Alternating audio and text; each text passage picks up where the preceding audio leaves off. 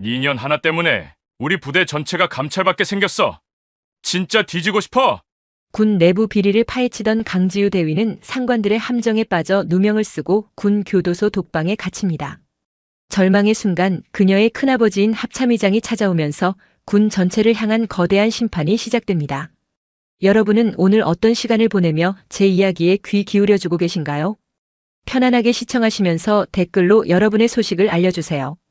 여러분의 하루에 기분 좋은 순간이 가득하기를 바라며 이야기 시작하겠습니다. 대한민국 국방의 심장부인 서울 용산 국방부 청사는 언제나처럼 팽팽한 긴장감과 고요한 활기가 공존했다. 그들 중 유독 반듯한 자세와 총기로 빛나는 눈빛을 가진 한 여군 장교가 있었다. 육군본부 군수참모부 무기계약과 소속 강지우 대위. 그녀는 대한민국 육군사관학교를 우수한 성적으로 졸업하고 야전에서 중대장 임무를 성공적으로 마친 뒤 국방의 중추인 이곳 육군본부로 발령받은 엘리트였다. 29의 그녀에게 군은 삶 그 자체였다. 할아버지와 아버지를 이어 군인의 길을 걷는다는 자부심은 매 순간 그녀를 고추세웠다. 책상에 산더미처럼 쌓인 서류들은 단순한 종이 뭉치가 아니었다. 그것은 최전방에서 나라를 지키는 전우들의 생명과 직결된 무게를 지니고 있었다. 그날 오전 지우는 차기 K3 기관총 부품 도입 관련 계약 서류를 검토하고 있었다. 수백 페이지에 달하는 제안서와 견적서를 넘기던 그녀의 손가락이 순간 멈췄다. 해성정밀이라는 업체의 부품 단가표에서 이상한 점을 발견한 것이다. 핵심 부품인 가스 조절기의 단가가 작년 대비 180%나 폭등해 있었다. 이상하다. 기술적으로 큰 변화가 있는 부품도 아닌데 원자재 가격 상승분을 감안해도 이건 상식 밖의 인상률이야. 그녀는 곧바로 과거 계약 자료들을 모두 꺼내 비교 분석하기 시작했다. 단순한 행정착오일 수도 있었지만 육사생도 시절부터 의심스러운 일은 반드시 확인하고 넘어간다는 원칙을 철저히 지켜온 그녀였다. 몇 시간을 파고들자 의심은 확신으로 변해갔다. 해성정밀뿐만 아니라 최근 2년 사이 군수참모부와 계약을 맺은 몇몇 특정 업체들의 납품 단가가 동시다발적으로 비정상적으로 치솟아 있었다. 방탄 헬멧, 야전삽, 심지어 전투와 밑창에 들어가는 고무 소재까지. 모든 것이 하나의 거대한 흐름을 가리키고 있었다. 뭔가 잘못됐어. 지우가 나직이 읊조리며 뻐근한 목을 돌리다 무심코 창밖을 내다보았다. 본청 주차장 한적한 구석에 검은색 제네시스 지구공 한 대가 서 있었다. 그리고 그 차 옆에는 너무나도 익숙한 인물이 서 있었다. 육군 참모차장 최진철 중장. 별 3개의 계급장이 그의 어깨 위에서 서늘한 빛을 뿜어내고 있었다. 50대 중반의 그는 날카로운 눈매와 다부진 체격으로 군내에서도 카리스마 넘치는 지휘관으로 정평이 나 있었다. 그의 옆에는 값비싼 맞춤 정장을 입은 중년 남성이 서서 연신 허리를 굽히고 있었다. 지우는 자기도 모르게 자리에서 일어나 창가로 바짝 다가섰다. 정장 남성이 차 트렁크를 열자 그 안에서 고급 백화점 로고가 박힌 쇼핑백 여러 개가 모습을 드러냈다. 남성은 그중 가장 두툼해 보이는 쇼핑백 하나를 꺼내 두 손으로 공손히 최진철 중장에게 건넸다. 제법 무게가 나가는지 쇼핑백을 받는 최 중장의 팔이 미세하게 휘었다. 저게 뭐지? 군 최고 위급 장성이 영내에서 민간인에게 저런 물건을 직접 받는다고. 심장이 세차게 뛰기 시작했다. 거리가 멀어 표정까지는 읽을 수 없었지만 두 사람 사이에 오가는 침묵의 분위기는 단순한 지인의 만남처럼 보이지 않았다. 최 중장은 쇼핑백을 들고 곧장 건물 안으로 사라졌고 정장 남성 역시 차를 몰고 유유히 청사를 빠져나갔다. 지우는 다시 자리로 돌아와 책상 위의 서류들을 멍하니 바라보았다. 방금 목격한 주차장의 광경과 비정상적인 부품 단가표들이 머릿속에서 섬광처럼 연결되었다. 거대한 퍼즐 조각들이 제자리를 찾아 맞춰지는 듯한 불길한 예감이 온몸을 휘감았다. 그때 등 뒤에서 부드러운 목소리가 들렸다. 강 대위, 뭘 그렇게 뚫어져라 보고 있나? 지우는 화들짝 놀라 뒤를 돌아보았다. 그녀가 가장 존경하고 따르는 직속상관, 군수기획과장 박상현 대령이었다.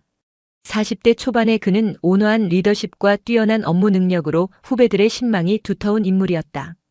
지우에게는 아버지의 오랜 부하이기도 해 다른 누구보다 편안하게 느껴지는 선배였다. 과장님 놀랐습니다. 안도의 한숨을 내쉰 지우는 잠시 망설였다. 하지만 이 의혹을 혼자 품고 있기에는 너무나도 버거웠다. 박 대령이라면 분명 올바른 길로 이끌어줄 것이라 믿었다. 과장님 잠시 드릴 말씀이 있습니다. 회의실로 자리를 옮긴 지우는 K3 기관총 부품 계약서와 자신이 분석한 자료들을 꺼내 보였다. 이 단가들 너무 이상하지 않습니까? 작년 대비 2배 가까이 올랐습니다. 다른 업체들도 마찬가지고요. 박상현 대령은 서류를 훑어보기 시작했다. 그의 부드러웠던 미간이 서서히 좁혀졌다. 지우는 용기를 내어 방금 주차장에서 목격한 최진철 중장의 이야기까지 조심스럽게 털어놓았다. 이야기를 모두 들은 박 대령의 표정은 싸늘하게 굳어 있었다. 그는 서류를 탁 소리나게 덮으며 입을 열었다. 그러나 그의 입에서 나온 말은 지우의 예상을 완전히 빗나갔다. 강대위. 목소리는 얼음장처럼 차가웠다. 군 생활 오래 하고 싶으면 못 본 건 그냥 못 본 대로 덮어두는 게 좋아. 예? 지우는 자신의 귀를 의심했다. 늘 정의와 원칙을 강조하던 선배의 입에서 나온 말이라고는 믿기지 않았다. 박 대령은 자리에서 일어나며 경고하듯 말했다. 자네가 지금 뭘 건드리려 하는지 알고나 있나? 이건 자네 혼자서 감당할 수 있는 문제가 아니야. 보지 말아야 할 것까지 본 것 같은데 입 다물고 조용히 있어. 충격에 휩싸인 지우는 아무 말도 하지 못했다. 존경하던 선배의 배신감에 머릿속이 하얘졌다. 박 대령은 회의실을 나가려다 문 앞에서 잠시 멈춰서서 돌아보았다. 그의 눈에는 일말의 동정심도 온기도 남아있지 않았다. 아, 그리고 내일부터 며칠 휴가 내고 집에서 좀 쉬는 게 좋겠어. 머리도 식힐 겸. 문이 닫히고 지우는 차가운 회의실에 홀로 남겨졌다. 떨리는 손으로 서류를 다시 펼쳤다. 조작된 단가와 비리의 증거들이 활자 속에서 비웃듯 선명하게 빛나고 있었다. 어떻게 이럴 수가 있지. 사무실 밖 복도에서는 평소와 다름없는 소음들이 들려왔다. 하지만 그 모든 소리가 마치 다른 세상의 일처럼 아득하게 느껴졌다. 지우는 그 순간 깨달았다. 자신이 평생을 바쳐 지켜가리라 맹세했던 아버지와 할아버지의 명예가 걸린 이군 조직의 단단한 성벽에 거대하고 추악한 균열이 생겨 있음을. 그리고 자신은 그 균열의 가장 깊고 어두운 심연을 들여다보고 말았다는 것을. 일주일이 지났다. 박상현 대령의 경고 이후 지우는 철저히 침묵했다. 하지만 침묵이 모든 것을 해결해 주진 않았다. 오히려 보이지 않는 압박이 숨통을 조여왔다. 동료들은 그녀를 슬슬 피했고 업무는 그녀를 건너뛰어 진행되기 일쑤였다. 그녀는 투명인간이 되어버린 것 같았다. 그리고 마침내 올 것이 왔다. 육군본부 인사사령부에서 한 장의 명령서가 날아들었다. 인사명령. 육군 대위 강지우. 보직 육군본부 군수참모부 무기계약과. 보직 제21보병사단 제63보 병연대 제2대대 구중대장. 5월 27일부. 명령서를 받아든 지우의 손이 미세하게 떨렸다. 제21보병사단 통칭 백두산 부대. 강원도 양구에 위치한 대한민국 최전방 GOP 사단 중 하나였다. 겨울에는 체감온도가 영하 40도까지 떨어지는 혹한과 험준한 산악 지형으로 악명 높은 곳. 육본의 엘리트 코스를 밟던 장교가 특별한 사유 없이 갑자기 최전방의 보병 중대장으로 발령나는 것은 명백한 좌천이었다. 인사 담당 중령은 어떠한 설명도 없이 기계적인 목소리로 말했다. 내일 14시까지 해당 부대로 복귀 신고 마치시오. 지우는 항변하려 했다. 저는 군수참모부 보직 기간이 아직 남아있습니다. 이건 부당한 인사입니다. 그러나 중령의 표정에는 변화가 없었다. 명령에 의문 갖지 마시오. 강 대위의 야전 경험을 높이 산 상부의 결정이요. 차가운 대답만이 돌아왔다. 복도를 나서자 복도 끝에서 담배를 피우던 박상현 대령이 기다렸다는 듯이 그녀를 마주했다. 그는 희뿌연 담배 연기를 내뿜으며 비릿한 미소를 지었다. 공기 좋은 데 가서 머리 좀 식히고 와. 강원도 산 공기가 아주 맑다더군. 지우는 그를 똑바로 쳐다보았다. 한때 존경심으로 가득했던 눈에는 이제 경멸과 실망만이 남아있었다. 과장님도 그들과 한패였군요. 확신에 차서 말하는군. 증거라도 있나? 박 대령은 담배꽁초를 바닥에 비벼 끄며 지우의 귓가에 속삭이듯 말했다. 수십 년간 이어져 온 관행 같은 거야. 그걸 내가 망치려 드는 거고. 그건 정의가 아니라 조직의 질서를 파괴하는 행위야. 일이 더 커지기 전에 내가 이 정도로 막아준 걸 고맙게 생각해. 그는 지우의 어깨를 가볍게 툭 치며 덧붙였다. 아, 참고로 거기 이대 대장이 누군지 알아? 김성식 중령이야. 최진철 차장님 육사 직속 후배거든. 가서 괜히 튀는 행동하지 말고 얌전히 중대장 노릇이나 하다 와. 박 대령은 비열한 웃음을 남기고 돌아섰다. 복도 저편에서 다른 장교들이 수군거리는 소리가 희미하게 들려왔다. 강 대위 전방 간다며? 쯧쯧, 여군이 괜히 나대니까 저렇게 되는 거야. 조용히 해, 들리겠다. 지우는 주먹을 꽉 쥐었다. 손톱이 손바닥을 파고드는 아픔보다 가슴을 후벼 파는 배신감과 실망감이 훨씬 더 컸다. 자신이 그토록 자랑스러워했던 군대가 내부로부터 이렇게 썩어 문드러지고 있었다니. 사무실로 돌아와 개인 물품을 정리했다. 책상 서랍 깊숙한 곳에서 육사 졸업 앨범이 나왔다. 충성이라는 교표를 가슴에 달고 환하게 웃고 있는 젊은 날의 자신이 지금의 현실을 비웃는 것만 같았다. 지우는 앨범을 조용히 닫았다. 그녀의 눈빛은 이전보다 한층 더 단단하고 차갑게 굳어졌다. 다음 날 오후 지우는 군용 트럭에서 내려 강원도 양구의 21사단 63년대 위병소 앞에 섰다. 백두산이 호령하면 천지가 진동한다는 살벌한 문구가 그녀를 맞았다. 위병소 근무를 서던 초병들이 처음 보는 여군 대위의 등장에 힐끔거리며 속삭였다. 새로운 중대장님인가 봐. 여자네? 예쁘게 생기셨는데 우리 이제 죽었다. 등 뒤에서 느껴지는 시선들이 따가웠다. 연대 본부 건물 앞에는 인사과장인 최민호 소령이 마중 나와 있었다. 그는 안경을 쓴 마른 체격의 장교로 어색한 미소를 지으며 지우를 맞았다. 강지우 대위시죠? 반갑습니다. 따라오시죠. 대대장실로 향하는 복도를 걸으며 최 소령이 조심스럽게 입을 열었다. 저 대대장님 성격이 좀 까다로우십니다. 특히 여군 장교라고 봐주시는 거 전혀 없으니 각별히 신경 쓰셔야 할 겁니다. 알겠습니다. 제2대대장실 문패에는 대대장 중령 김성식이라는 이름이 선명하게 새겨져 있었다. 최 소령이 노크하자 안에서 걸걸한 목소리가 터져나왔다. 들어와. 문이 열리자 책상에 앉아있던 김성식 중령이 모습을 드러냈다. 40대 초반의 그는 군살 하나 없는 우람한 체격에 햇볕에 검게 그을린 얼굴, 무뚝뚝하다 못해 위압적인 인상을 풍겼다. 그는 지우를 머리부터 발끝까지 훑어보더니 코웃음을 쳤다. 지우는 흔들림 없는 목소리로 우렁차게 경례했다. 대위 강지우, 5월 27일부로 제2대대 구중대장으로 보직을 명받았습니다. 이에 신고합니다. 김중령은 시끄럽다는 듯 손사래를 쳤다. 됐고 앉아. 의자에 앉은 지우를 향해 그는 팔짱을 낀 채 말했다. 여기가 용산 6본 사무실인 줄 아나? 여긴 전방이야, 전방. 계집 애들 속꿉 장난하는 데가 아니라고. 예, 알고 있습니다. 알긴 뭘 알아? 우리 대대에 여군 장교가 온 건 내가 처음이야. 문제 만들지 말고 조용히 지내.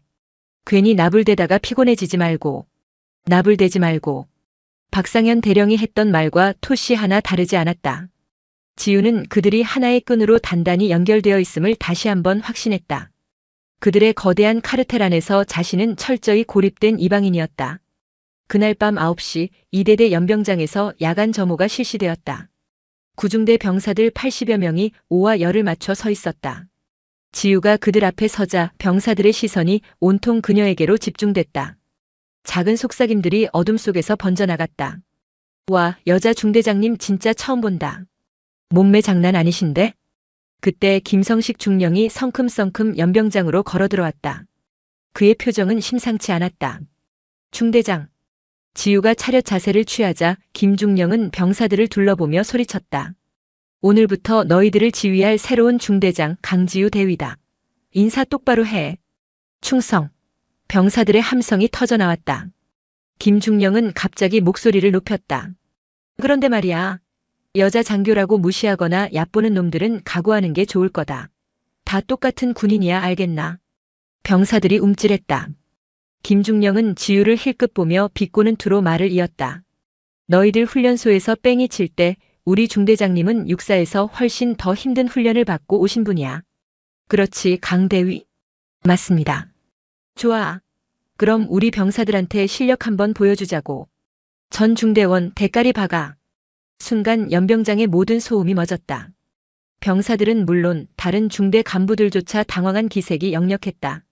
중대장 취임 첫날, 그것도 전 중대원이 보는 앞에서 신임 중대장에게 얼차려를 주는 것은 군대 내에서도 상상하기 힘든 폭거이자 모욕이었다. 지우가 굳은 채 서 있자 김중령이 지휘봉으로 그녀를 가리키며 턱짓했다. 뭐하나 강대위. 보여주자고 했잖아. 엎드려 뻗쳐. 끓어오르는 수치심에 입술을 깨물었지만 명령을 거부할 수는 없었다. 지우는 수십 명의 병사들이 지켜보는 앞에서 차가운 흙바닥에 두 손을 짚고 엎드렸다. 시작. 하나, 둘. 김중령의 아기에 찬 구령이 어두운 연병장에 울려 퍼졌다. 흙먼지와 모멸감이 눈앞에서 뒤섞였다. 지우는 이를 악물었다.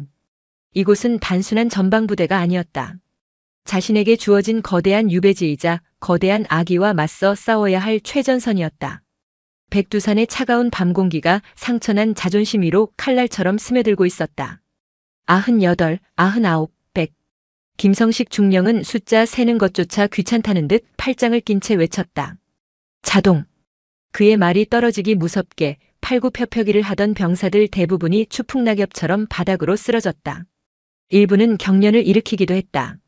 5월이라지만 강원도 양구의 밤 공기는 여전히 차가웠고 병사들의 땀은 차가운 공기 속에서 하얀 김이 되어 피어올랐다. 누가 그만하라고 했나? 김중령의 불호령이 떨어졌지만 절반 이상의 병사들은 탈진하여 다시 일어설 기력조차 없어 보였다. 하지만 그들 중 단 한 사람 강지우 대위는 여전히 흔들림 없는 자세를 유지하고 있었다. 팔 전체가 끊어질 듯한 고통으로 비명을 질렀지만 그녀는 이를 악물고 버텀으로써 자신의 의지를 증명해 보이고 있었다. 이마에서 떨어진 땀이 흙바닥에 작은 웅덩이를 만들었다. 김중령은 그런 지우를 보고 독하다는 생각을 하면서도 예상보다 훨씬 오래 버티는 모습에 심기가 뒤틀렸다. 결국 그는 그만이라고 외쳤다. 마침내 구령이 멈췄다.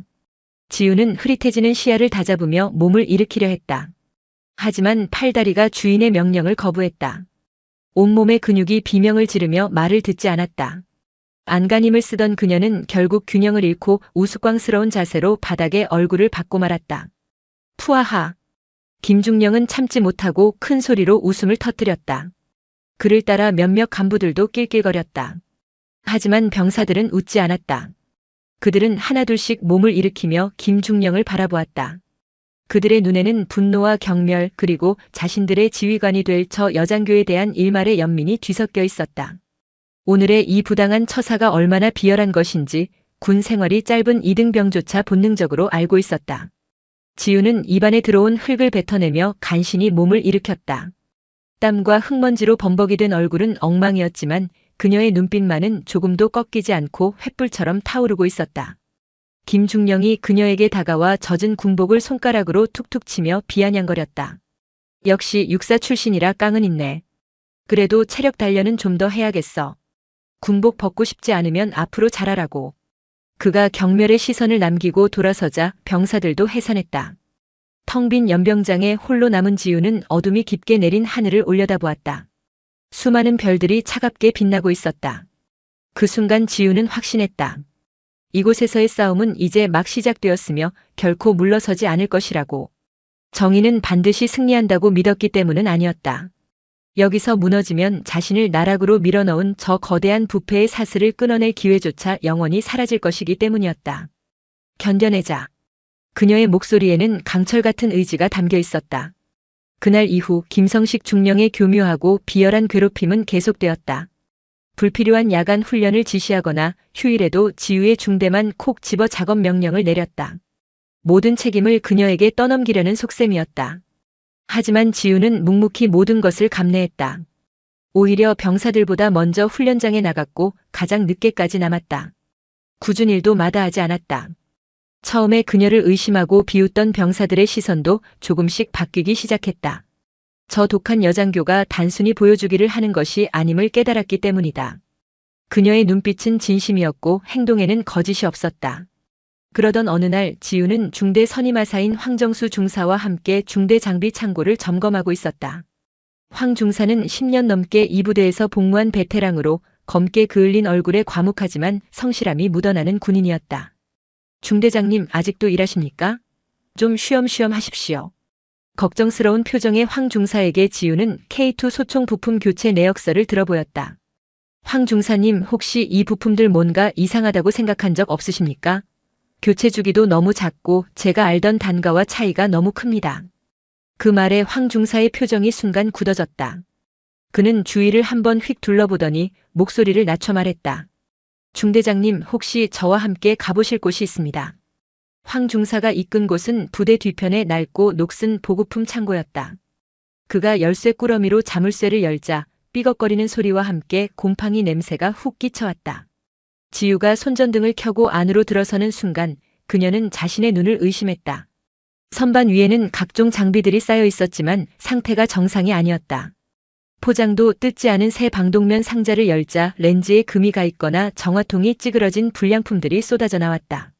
다른 쪽에는 전투화들이 쌓여 있었는데 신지도 않은 새 것들의 밑창이 손으로 살짝 힘을 주자 접착제 자국을 남기며 뜯어져 버렸다. 황 중사가 서류함을 열어 납품 전표들을 보여주었다. 전표에는 모두 정품, 어급이라는 도장이 선명하게 찍혀 있었다. 하지만 실제 물품은 폐기되어야 마땅할 쓰레기들이었다. 이게 다 뭡니까? 몇 년 전부터 이랬습니다. 문제 제기를 해도 상부에서는 예산 부족이라는 말만 되풀이했습니다. 그런데 이상하게도 서류상으로는 매년 최신 장비가 보급된 것으로 되어 있었습니다. 지우는 납품 전표에 반복적으로 등장하는 한 업체의 이름을 발견했다. 해성정밀. 용산에서 그녀가 처음 의심을 품었던 바로 그 회사였다. 심장이 다시 차갑게 식어내렸다. 용산의 비리가 이곳 최전방 부대의 병사들 목숨을 담보로 이어지고 있었다. 황 중사님, 이거 사진으로 좀 남겨도 되겠습니까?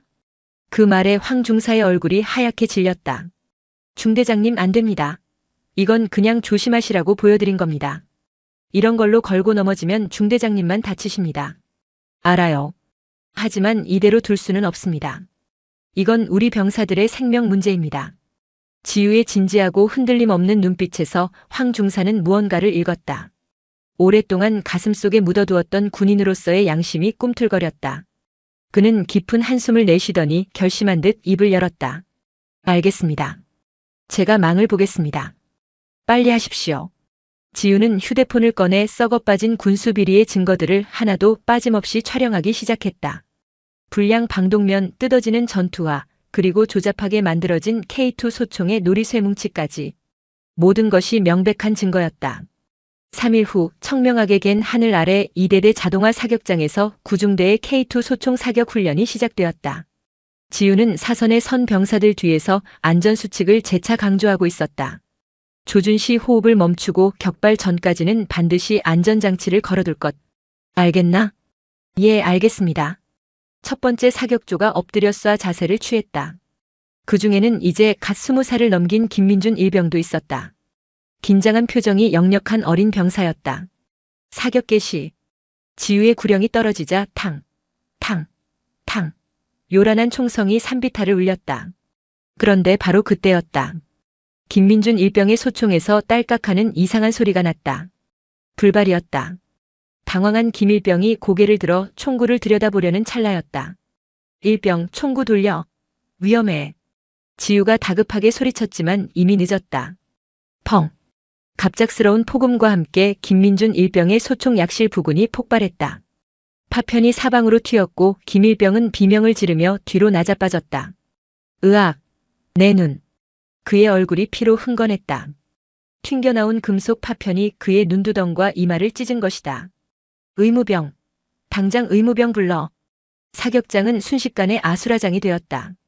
지우는 피를 흘리는 김일병에게 달려가 상처를 확인했다.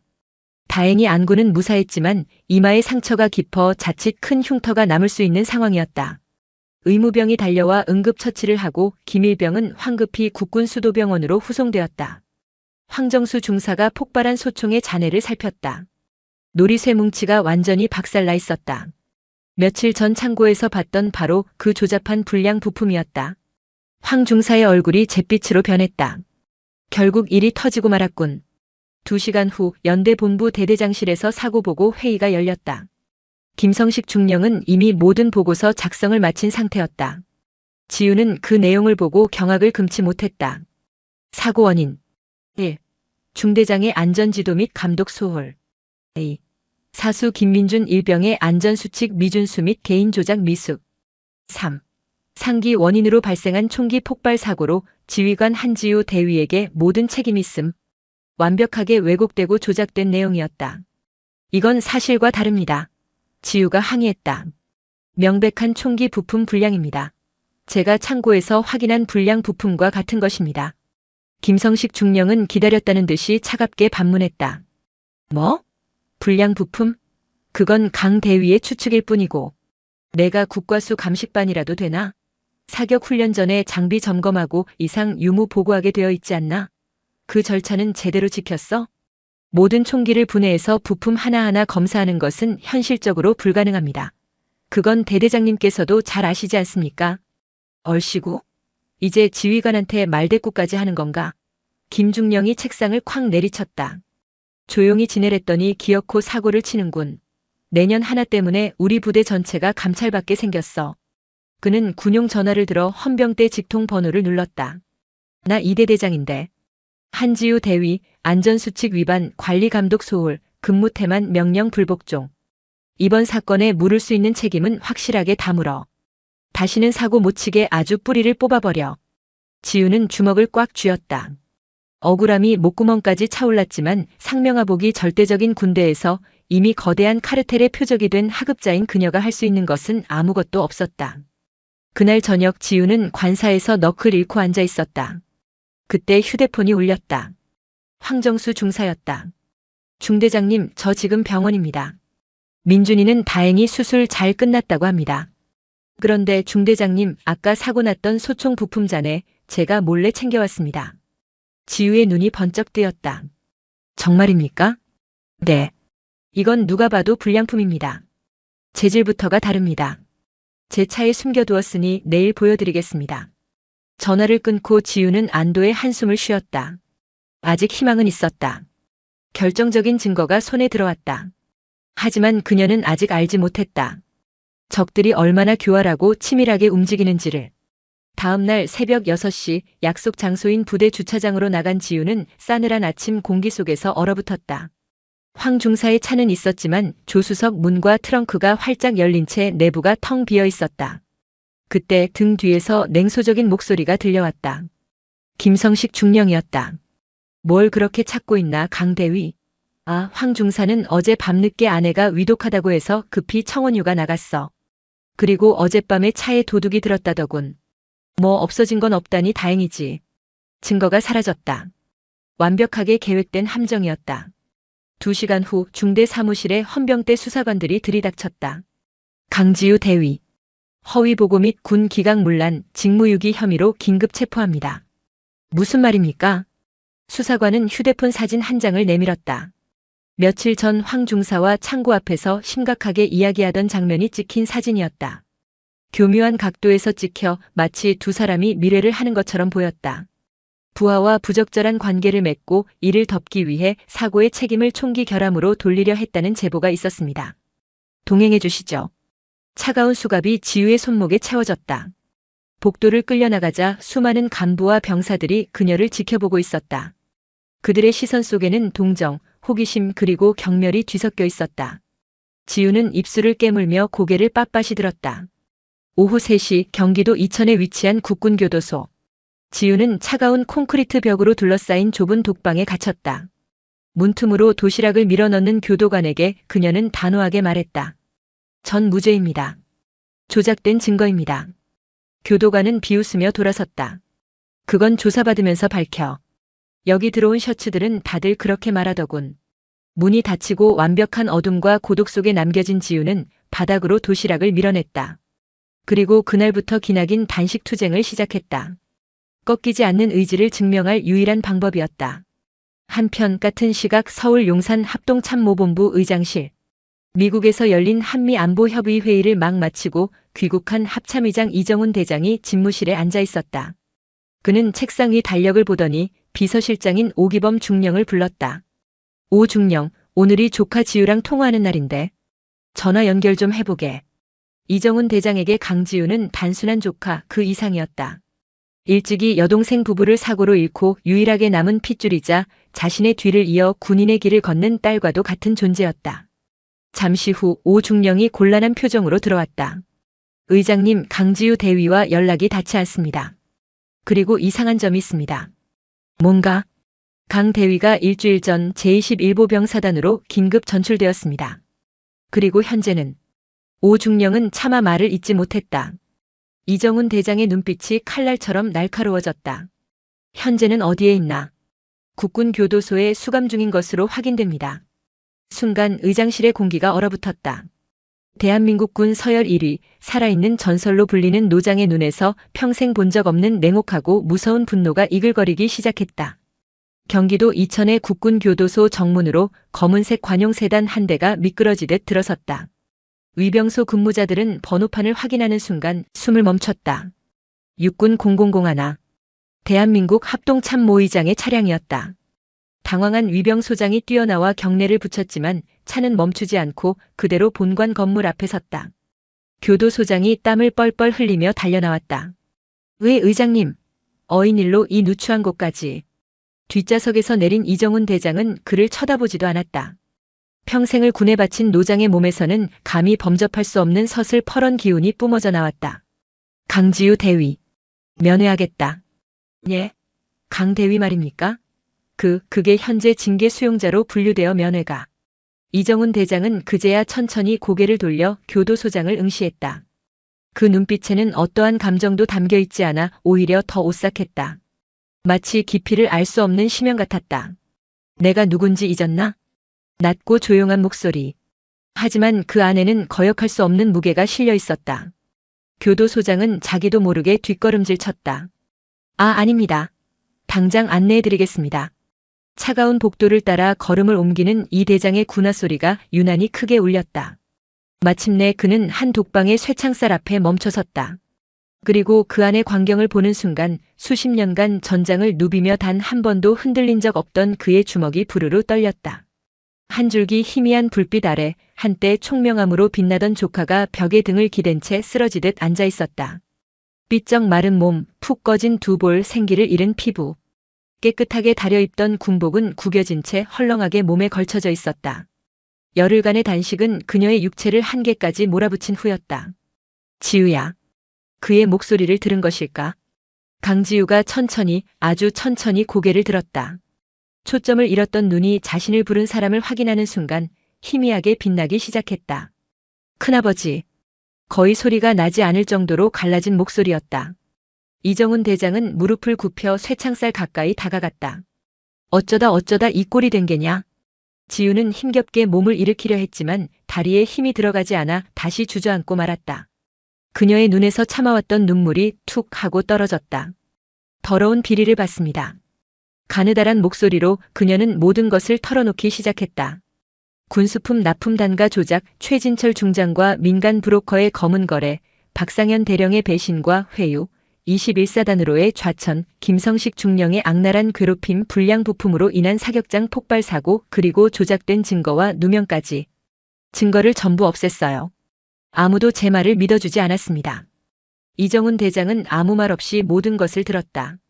그의 얼굴은 무표정했지만 턱의 근육이 미세하게 경직되고 눈빛은 점점 더 차갑게 가라앉고 있었다. 조카의 고통스러운 고백 한마디 한마디가 그의 심장에 비수처럼 박혔다. 이것은 단순히 조카 한 명의 억울함에 대한 분노가 아니었다.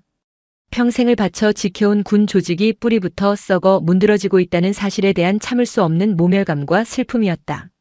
고결해야 할 군복이 탐욕으로 더러워지고 정직한 군인이 짓밟히는 조직. 전시의 병사들의 목숨을 지켜야 할 무기가 장사꾼들의 돈벌이 수단으로 전락한 현실. 지우야. 모든 이야기를 들은 이 대장이 나직이 조카의 이름을 불렀다. 조금만 더 견뎌라. 이 큰아버지가 모든 것을 제자리로 돌려놓을 것이다. 그의 목소리에는 바위 같은 결의가 담겨 있었다. 지우는 희미하게 고개를 끄덕였다.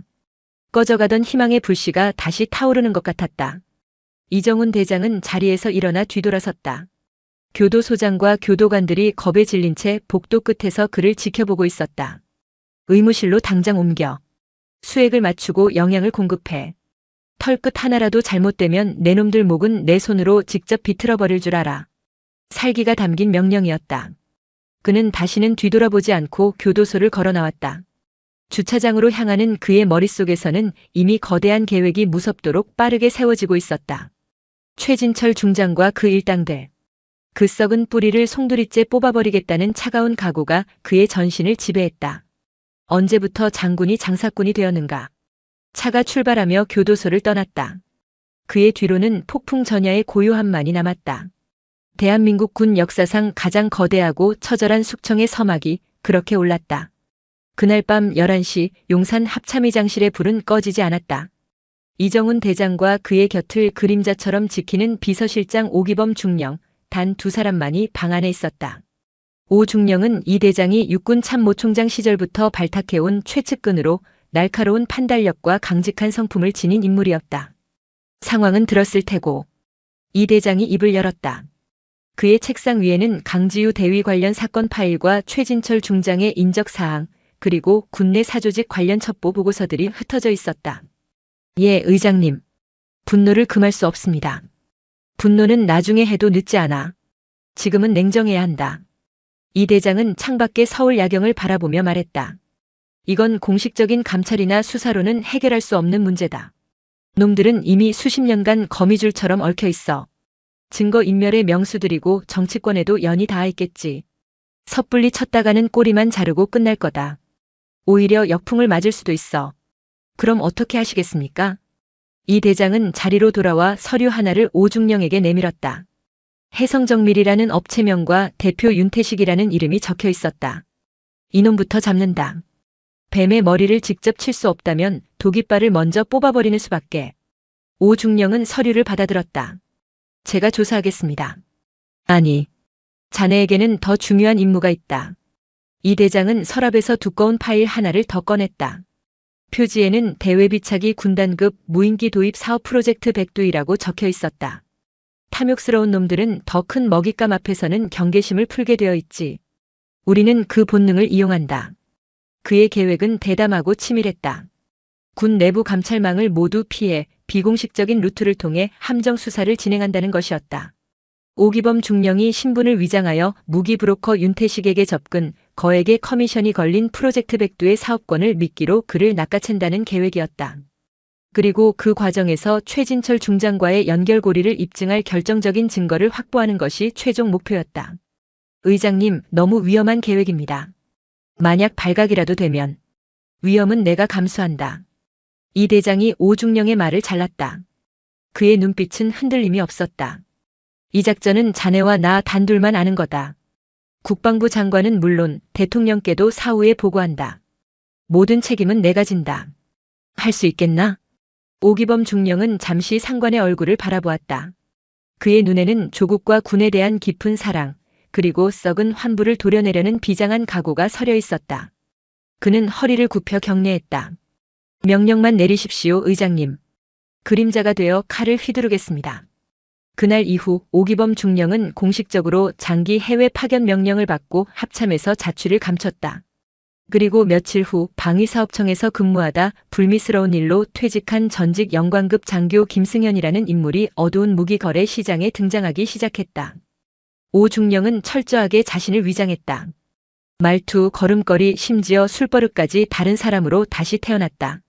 그는 몇몇 정보원을 통해 프로젝트 백두의 기밀 정보를 조금씩 흘리며 윤태식의 귀에 들어갈 덫을 놓았다. 윤태식은 처음에는 반신반의했다. 최근 군 내부 사정이 시끄러워 몸을 사리던 중이었기 때문이다. 하지만 김승현이 흘리는 정보의 정확도와 그가 제시한 사업 규모 5천억 커미션 5%라는 달콤한 제안 앞에서 그의 경계심은 서서히 허물어지고 있었다. 자신의 브로커 인생을 화려하게 마감할 수 있는 마지막 기회처럼 보였다. 마침내 일주일간의 탐색전 끝에 윤태식이 먼저 미끼를 물었다. 직접 뵙고 말씀 나누고 싶습니다. 오늘 저녁 7시 강남 그랜드 인터컨티넨탈 호텔 스카이라운지에서 뵙지요. 김승현, 즉 오기범 중령의 휴대폰에 뜬 문자였다. 그는 만족스러운 미소를 지으며 이정훈 대장에게 단 한 단어의 보고 문자를 보냈다. 월척. 답장은 곧바로 돌아왔다. 그물 준비 완료. 그날 저녁 작전의 무대가 될 호텔 스카이라운지 곳곳에는 국군안보지원 사령부의 최정예 요원들이 손님으로 위장한 채 조용히 그물을 펼치고 있었다. 모든 것이 이정훈 대장의 손바닥 안에서 움직이고 있었다. 거대한 심판의 시간이 시시각각 다가오고 있었다. 저녁 7시 강남 테헤란로의 마천루들이 하나둘씩 불을 밝히기 시작했다. 그랜드 인터컨티넨탈 호텔 34층 스카이라운지는 서울의 야경을 한눈에 담으려는 사람들로 북적였다. 오기범 중령, 아니 김승현은 창가 가장 좋은 자리에 앉아 태연하게 칵테일을 마시고 있었다. 그의 귀에 꽂힌 초소형 무선 이어피스에서는 안보지원사 요원들의 위치 보고가 나지막이 흘러나왔다. 타겟 1층 로비 진입. 엘리베이터 탑승 확인. 라운지 입구 도착. 3초 전. 오중령은 칵테일 잔을 내려놓았다. 약속 시간 정각 말쑥한 명품 정장 차림의 윤태식이 라운지 안으로 들어섰다. 그는 날카로운 눈으로 좌중을 한번 훑어본 뒤 창가에 앉은 오중령을 발견하고 다가왔다. 김승현 실장님 되십니까? 윤태식 대표님.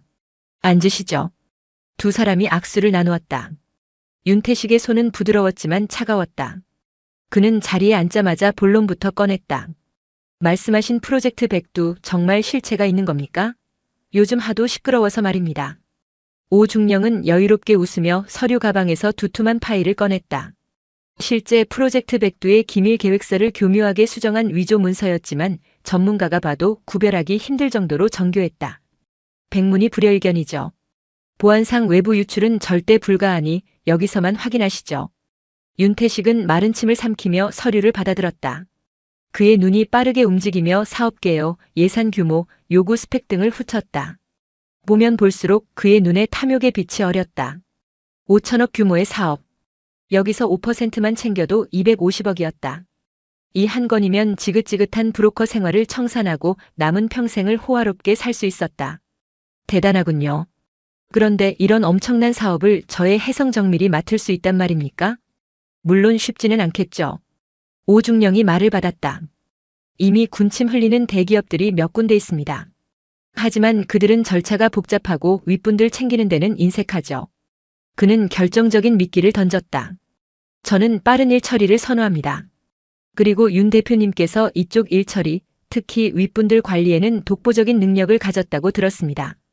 최진철 차장님과도 아주 각별한 사이라고. 최진철이라는 이름이 나오자 윤태식의 표정이 순간 굳어졌다. 그는 주변을 한번 둘러보더니 목소리를 낮췄다. 그런 얘기는 함부로 하는 게 아닙니다.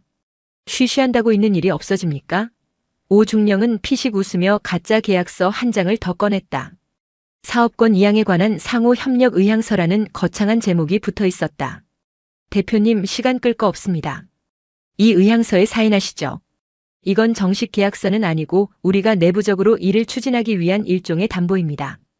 여기에 대표님이 직접 서명하시고 기존의 대표님과 협력해온 핵심 파트너의 조남과 직위를 자필로 적어주시면 제가 책임지고 이 프로젝트를 해성정밀로 밀어주겠습니다. 핵심 파트너라니요? 모르시는 척 마시고. 이 정도 규모의 사업인데 저도 안전장치는 있어야 하지 않겠습니까? 윤 대표님 뒷배가 누군지는 알아야 저도 믿고 일을 맡기죠. 늘 하시던 대로 최 차장님 조남 석자 적어주시면 됩니다. 윤태식은 잠시 망설였다.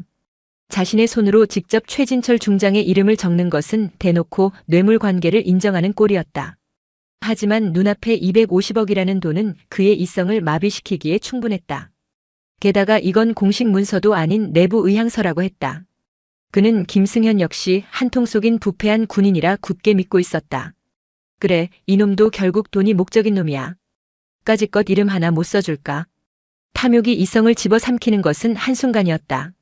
좋습니다. 윤태식은 가방에서 만년필을 꺼냈다.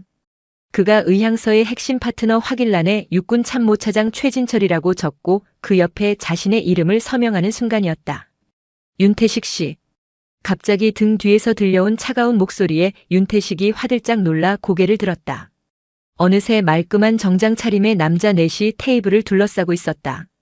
오기범 중령은 서늘한 미소를 지으며 자신의 진짜 신분을 밝혔다.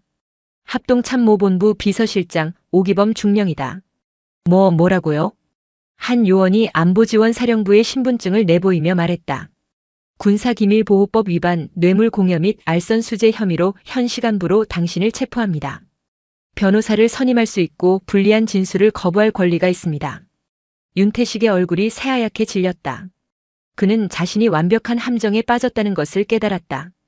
이건 함정 수사야. 무효야.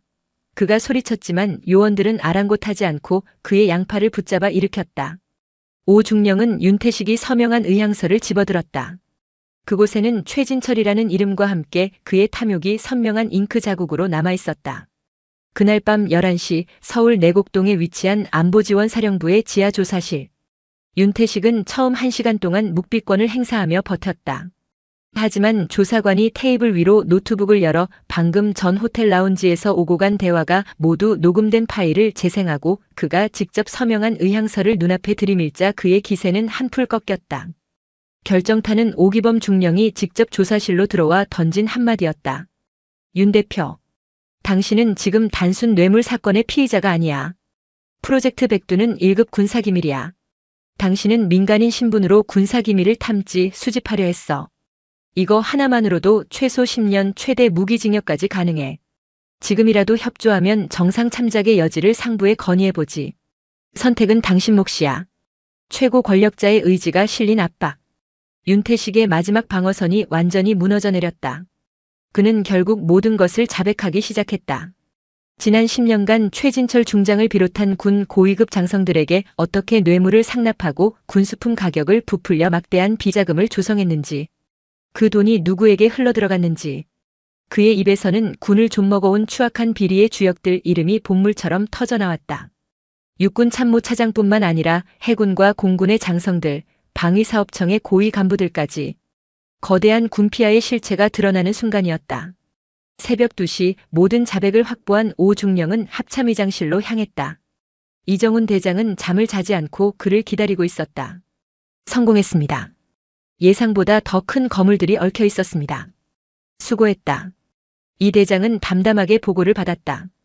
그는 윤태식의 자필 진술서와 녹취 파일을 확인한 뒤 창밖의 어둠을 향해 나지막이 말했다. 이제 사냥을 시작한다.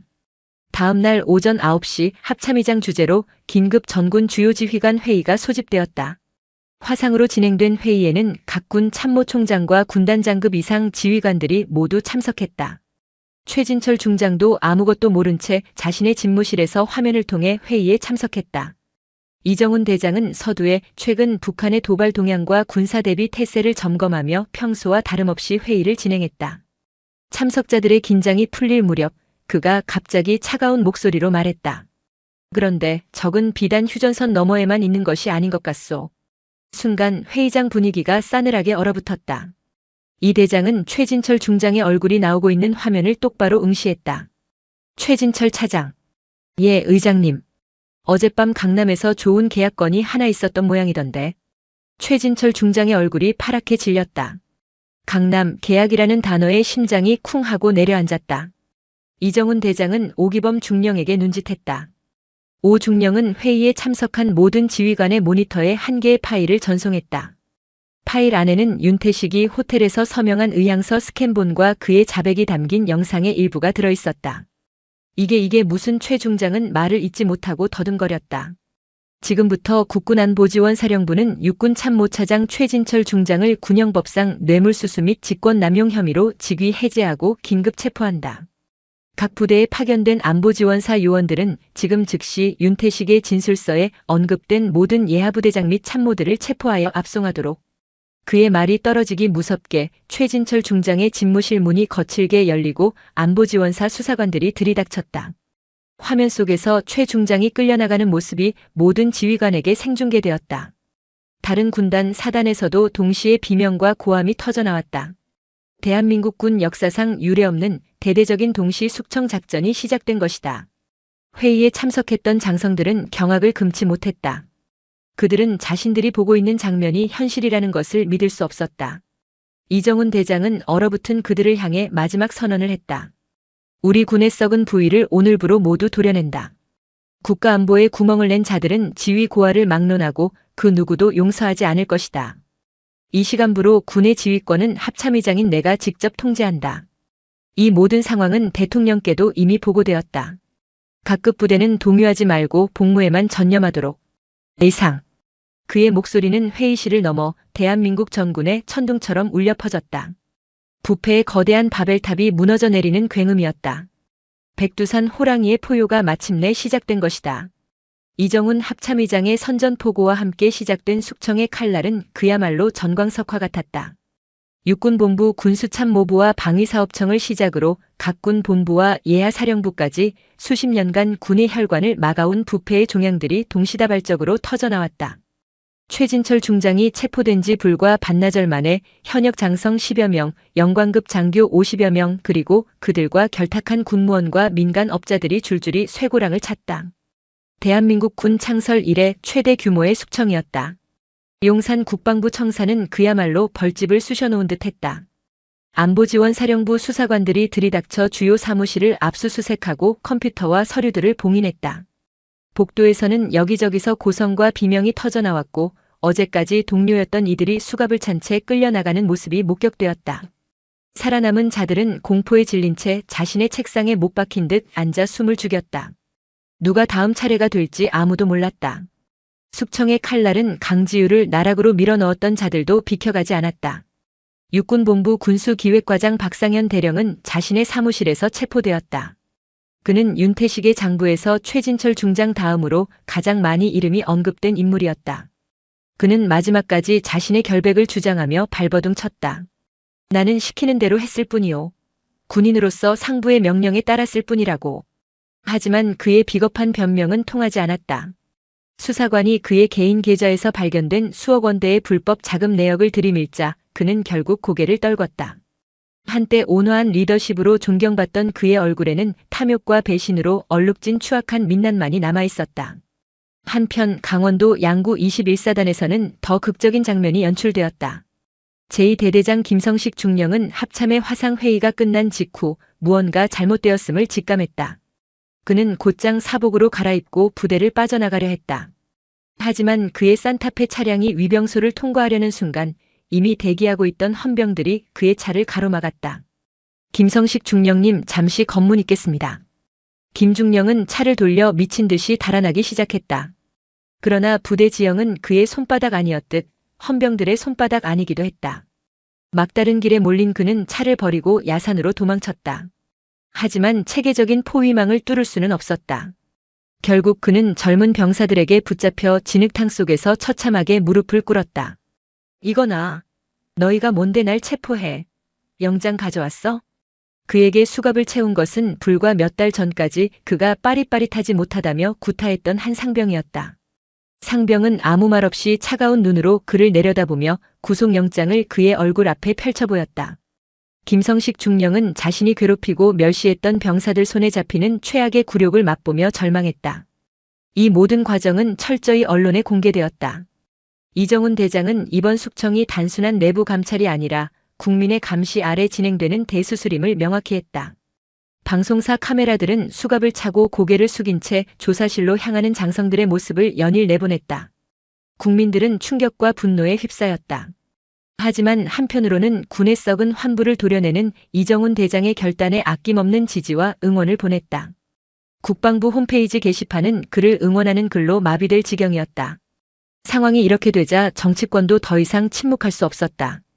대통령은 긴급 담화를 발표하고 이번 군납 비리 사건을 국기문란 사건으로 규정, 초당적인 협력을 통해 뿌리까지 파헤치겠다고 선언했다. 국회에서는 국방위원회 차원의 청문회가 열렸고 이정훈 대장은 그 중심에 섰다. 청문회장 증인석에 선 이정훈 대장은 조금도 위축되지 않았다. 그는 지난 수십 년간 군 내부에서 자행된 비리의 실태를 조목조목 폭로했다. 존경하는 국민 여러분, 그리고 의원님 여러분.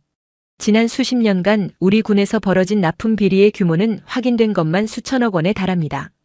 국정감사장이 술렁였다.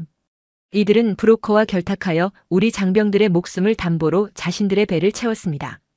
그 결과 우리 아들들은 찢어진 전투화를 신고 곰팡이가 핀 수통에 물을 마시며 훈련해야 했습니다. 심지어 사격 훈련 중 총이 폭발하여 부상을 입는 끔찍한 일까지 벌어졌습니다. 그는 잠시 말을 멈추고 방청석에 앉아있는 한 사람을 바라보았다. 며칠 전 국군교도소에서 풀려나 아직 수척하지만 꼿꼿한 자세로 앉아있는 조카 강지우 대위였다. 그리고 강지우 대위와 같이 진실을 말하려 했던 정직한 군인들은 오히려 억압받고 누명을 쓴 채 차가운 감옥에 갇혀야 했습니다. 이것이 대한민국 군의 부끄러운 현실이었습니다. 이정훈 대장의 목소리에 분노가 섞였다. 그는 마지막으로 역사의 길이 남을 선언을 했다. 이에 저는 합참의장으로서 대통령께 건해드렸고 재가를 받았습니다. 이번 비리에 연루된 모든 장성들은 불명예 전역 조치될 것이며 다시는 군복을 입을 수 없을 것입니다. 이것은 끝이 아니라 새로운 시작입니다. 진정으로 강하고 깨끗한 군대를 만들기 위한 첫걸음입니다. 역사상 유례없는 선언. 한 명의 장군이 군 전체를 상대로 벌인 거대한 전쟁이 마침내 그의 승리로 막을 내리는 순간이었다. 국군 교도소에서 나온 강지우는 국군 수도병원에 입원하여 열흘 넘게 기력을 회복했다. 단식으로 인한 후유증은 생각보다 깊었지만 젊음과 강한 정신력으로 빠르게 회복해 나갔다. 그녀가 병실에서 TV를 통해 접한 바깥 세상은 그야말로 천지개벽 수준이었다. 자신을 나락으로 떨어뜨렸던 모든 이들이 차례차례 무너져 내리는 모습을 보며 지우는 복잡한 감정에 휩싸였다. 통쾌함보다는 깊은 슬픔과 허탈함이 먼저 밀려왔다. 자신이 사랑하고 평생을 바치기로 맹세했던 조직의 민낯이 이토록 추악했다는 사실이 그녀를 괴롭혔다. 퇴원을 하루 앞둔 날 이정훈 대장이 병실을 찾아왔다. 청문회와 수사 지휘로 눈코 뜰 새 없이 바쁜 와중에도 잊지 않고 조카를 찾아온 것이다. 두 사람은 한동안 아무 말 없이 창밖을 바라보았다. 먼저 침묵을 깬 것은 지우였다. 큰아버지 괜찮으십니까? 그녀는 자신 때문에 큰아버지가 너무나도 무겁고 위험한 짐을 짊어지게 된 것 같아 죄송한 마음뿐이었다. 이정훈 대장은 부드럽게 미소 지으며 지우의 손을 잡았다. 그의 손은 예전처럼 따뜻하고 단단했다. 내 덕분이다, 지우야. 예. 모두가 알고도 두려움에 눈 감고 있던 진실을 내가 용기 내어 수면 위로 끄집어냈기 때문에 이 모든 일이 가능했던 거다. 너는 누구보다 강한 군인이었다. 이 대장의 따뜻한 위로에 지우의 눈에 눈물이 고였다. 저는 그냥 제가 할 일을 했을 뿐입니다. 그래, 그 할 일을 하는 것이 이 세상에서 가장 어려운 법이지.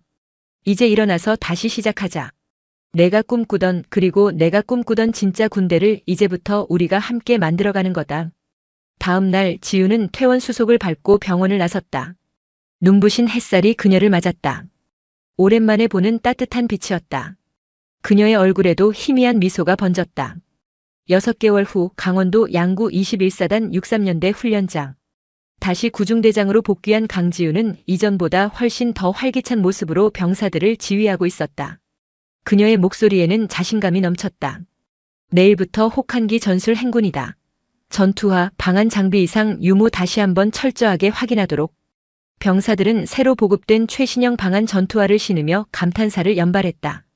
와, 중대장님. 이거 완전 다릅니다. 발도 편하고 물도 하나도 안 셉니다. 이제 동상 걱정은 없겠습니다. 과거 밑창이 뜯어지고 물이 새던 낡은 전투화는 모두 사라졌다. 행군 중간 휴식 시간 병사들은 새로 지급된 스테인리스 수통에 물을 마셨다. 6.25 전쟁 때부터 쓰던 낡고 찌그러진 철수통이 드디어 역사 속으로 사라진 것이다. 저녁 식사 시간 중대 식당의 메뉴는 예전과 비교할 수 없을 정도로 풍성해졌다. 신선한 채소와 푸짐한 고기 반찬에 병사들의 얼굴에는 웃음꽃이 피었다. 밥이 진짜 맛있어졌습니다. 중간에서 빼돌리는 도둑놈들이 없어졌으니까 그렇지. 병사들의 화기애애한 모습을 보며 밥을 뜨던 지우는 자신도 모르게 흐르는 눈물에 조용히 숟가락을 내려놓았다. 먹을 만한 밥을 주고 멀쩡한 무기를 지급하는 이 당연한 일에 기뻐하는 장병들에 대한 미안함과 안도감이 뒤섞인 눈물이었다. 이제야 비로소 군대가 제 모습을 찾아가는 것 같았다. 1년 후 이정훈 대장은 임기를 마치고 명예로운 전역식을 가졌다. 그는 수많은 장병들의 박수를 받으며 마지막 연설을 남겼다. 금칠한 방패는 언젠가 부서집니다. 하지만 서로를 믿고 의지하는 든든한 전우야말로 결코 부서지지 않는 진정한 방패입니다.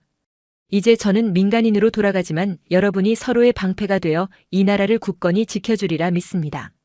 그의 차가 부대를 떠날 때 강지우를 비롯한 수많은 장병들은 그의 차가 시야에서 사라질 때까지 거수경례를 내리지 않았다.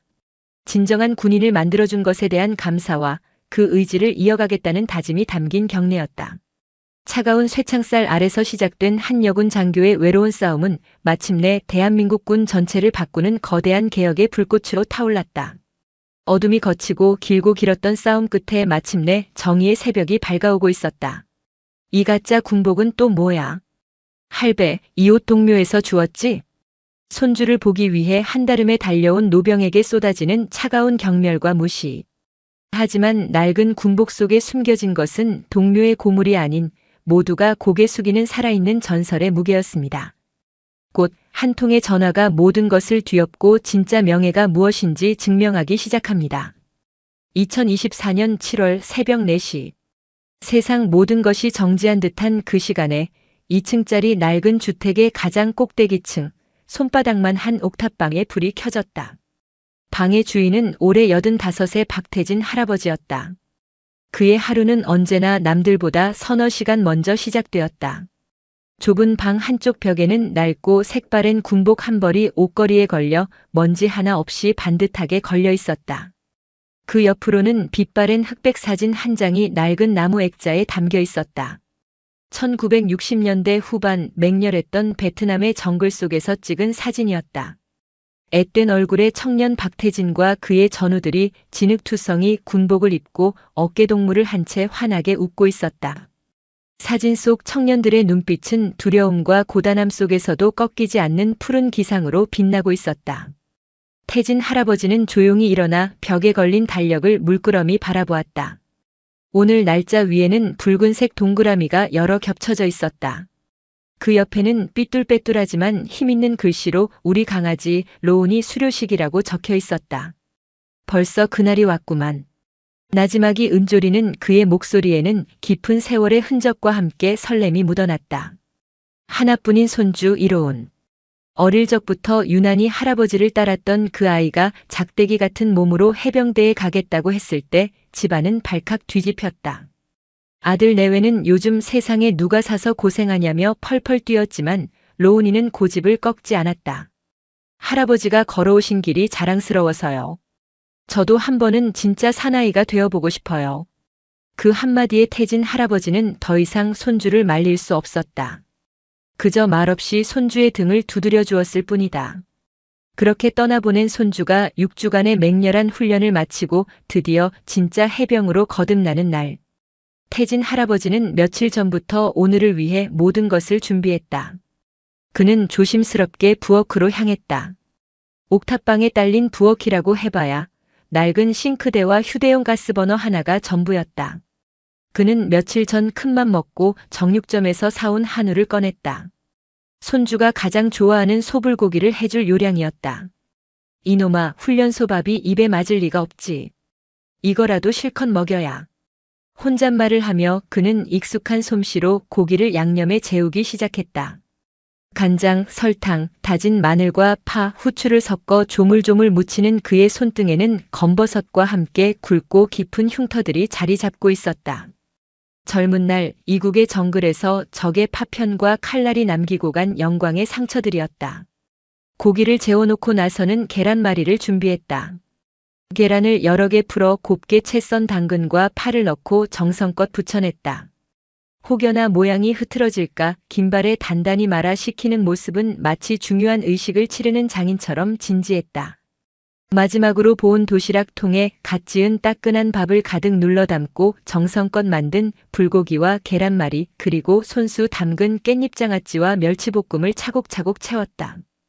이 모든 것을 준비하는 내내 그의 입가에는 흐뭇한 미소가 떠나지 않았다. 도시락 준비를 마친 시간은 새벽 6시. 동쪽 하늘이 푸르스름한 빛으로 물들기 시작했다. 태진 할아버지는 방으로 돌아와 벽에 걸린 군복을 조심스럽게 내렸다. 1960년대에 보급되었던 구형 전투복이었다. 수십 년의 세월이 흘렀지만 좀먹은 곳 하나 없이 완벽하게 보관되어 있었다. 왼쪽 가슴에는 해병대 제2여단 청룡부대를 상징하는 부대 마크와 함께 그의 이름 박태진이 새겨진 낡은 명찰이 붙어 있었다. 그는 마치 성물을 다루듯 조심스럽게 전투복을 입기 시작했다. 바지를 입고 전투복 상의의 단추를 하나하나 채워나갔다. 옷은 오래전 그의 몸에 맞춘 듯 꼭 맞았다. 세월이 흘러 등은 조금 굽고 어깨는 좁아졌지만 군복을 입자 그의 몸에서는 신기하게도 꼿꼿한 기상이 뿜어져 나왔다. 마지막으로 해병대의 상징인 팔각모를 썼다. 챙 아래로 드러난 그의 깊은 눈매는 85 노인의 것이라고는 믿기지 않을 만큼 형형하게 빛났다. 거울 앞에 선 그는 자신의 모습을 물끄러미 바라보았다. 거울 속에는 가난한 옥탑방 노인이 아닌 수십 년의 세월을 뛰어넘은 대한민국 해병대 하사 박태진이 서 있었다. 필승. 나지막한 경례 구호와 함께 그는 거울 속 자신에게 거수 경례를 붙였다. 절도 있고 힘있는 동작이었다. 몸이 기억하는 수만 번의 반복이 만들어낸 결과였다. 그는 작은 가방에 정성껏 싼 도시락과 물통, 그리고 낡은 지갑을 챙겨 넣었다. 그리고 마지막으로 서랍 깊숙한 곳에서 작은 나무 상자를 꺼냈다. 상자 안에는 붉은 보자기 쌓인 무언가가 들어있었다. 보자기를 풀자 5.56 소총 탄피로 만든 낡은 목걸이가 모습을 드러냈다. 베트남에서 생사고락을 함께했던, 그러나 끝내 고향 땅을 밟지 못하고 이국에서 눈을 감은 전우의 유품이었다. 그는 목걸이를 조심스럽게 목에 걸었다. 차가운 금속의 감촉이 심장께에 닿자 그는 잠시 눈을 감고 먼저 간 전우의 이름을 나지막이 불렀다. 만식아, 나 오늘 내 조카뻘 되는 우리 손주 보러 간다. 하늘에서 너도 잘 지켜봐 주라. 모든 준비를 마친 그는 조용히 방문을 열고 밖으로 나섰다. 옥상에서 내려다본 서울의 새벽은 분주하게 깨어나고 있었다. 그는 가파른 계단을 조심스럽게 내려와 세상 속으로 발을 내디뎠다. 그의 목적지는 경상북도 포항, 대한민국 해병대의 심장이 뛰는 곳, 해병대 교육훈련단이었다. 서울역은 이른 아침부터 오가는 사람들로 붐볐다. 태진 할아버지는 매표소 창구 앞에 줄을 서서 포항행 7시 30분 출발 KTX 표 한 장을 끊었다. 창구 직원은 낡은 군복을 입은 노인을 신기한 듯 쳐다봤지만 그는 아랑곳하지 않고 묵묵히 표를 받아들었다. 플랫폼으로 내려가자 날렵한 유선형의 KTX 열차가 그를 기다리고 있었다. 열차에 올라 지정된 좌석에 앉은 그는 차창 밖으로 빠르게 스쳐 지나가는 서울의 풍경을 바라보았다. 빌딩 숲과 아파트 단지, 한강의 다리들을 지나자 열차는 속도를 높이며 남쪽으로 향했다. 덜컹거리는 규칙적인 진동 속에서 그는 잠시 눈을 감았다. 그러자 수십 년 전의 기억이 파노라마처럼 눈앞에 펼쳐졌다. 1968년 베트남 꽝남성. 숨막히는 정글의 열기 속 온몸은 땀으로 흠뻑 젖었다. 귓가에는 매미 소리인지 총성인지 모를 이명이 윙윙거렸다. 당시 28배 박태진 하사는 분대원 8명을 이끌고 적의 보급로를 차단하기 위한 매복 작전에 투입되었다. 칠흑 같은 어둠 속에서 숨을 죽인 지 꼬박 이틀째. 굶주림과 피로가 극에 달했을 때 정글 저편에서 부스럭거리는 소리가 들려왔다. 베트콩 한 개 중대가 이동하는 것이었다. 전원 발사하지 마. 위치 발각되면 끝장이다. 태진은 분대원들에게 단호하게 명령했다. 압도적인 수적 열세. 섣불리 교전을 시작했다가는 전멸을 면치 못할 상황이었다. 그는 분대원들을 이끌고 조용히 철수를 시작했다. 하지만 그때 분대의 막내였던 김일병이 긴장한 나머지 발을 헛디뎌 수통을 떨어뜨리고 말았다. 깡! 하고 정글의 정적을 깨는 날카로운 소리. 즉시 사방에서 불빛이 번쩍이며 총알이 비처럼 쏟아졌다. 제기랄. 전원 엎드려. 엄폐물 찾아. 태진은 고함을 치며 가장 먼저 응사했다. 하지만 적의 화력은 상상을 초월했다. 분대원들이 하나둘 쓰러져 갔다. 바로 옆에 있던 전우 만식이의 가슴에서 붉은 피가 솟구치는 것을 보았다. 만식은 죽어가면서도 그의 손에 탄피 하나를 쥐어주며 말했다. 태진아, 우리 어머니. 분노와 슬픔이 머리끝까지 차올랐다. 이대로는 모두 죽는다. 그는 결심했다. 내가 유인한다. 나머지는 2시 방향 계곡으로 퇴각해. 이건 명령이다.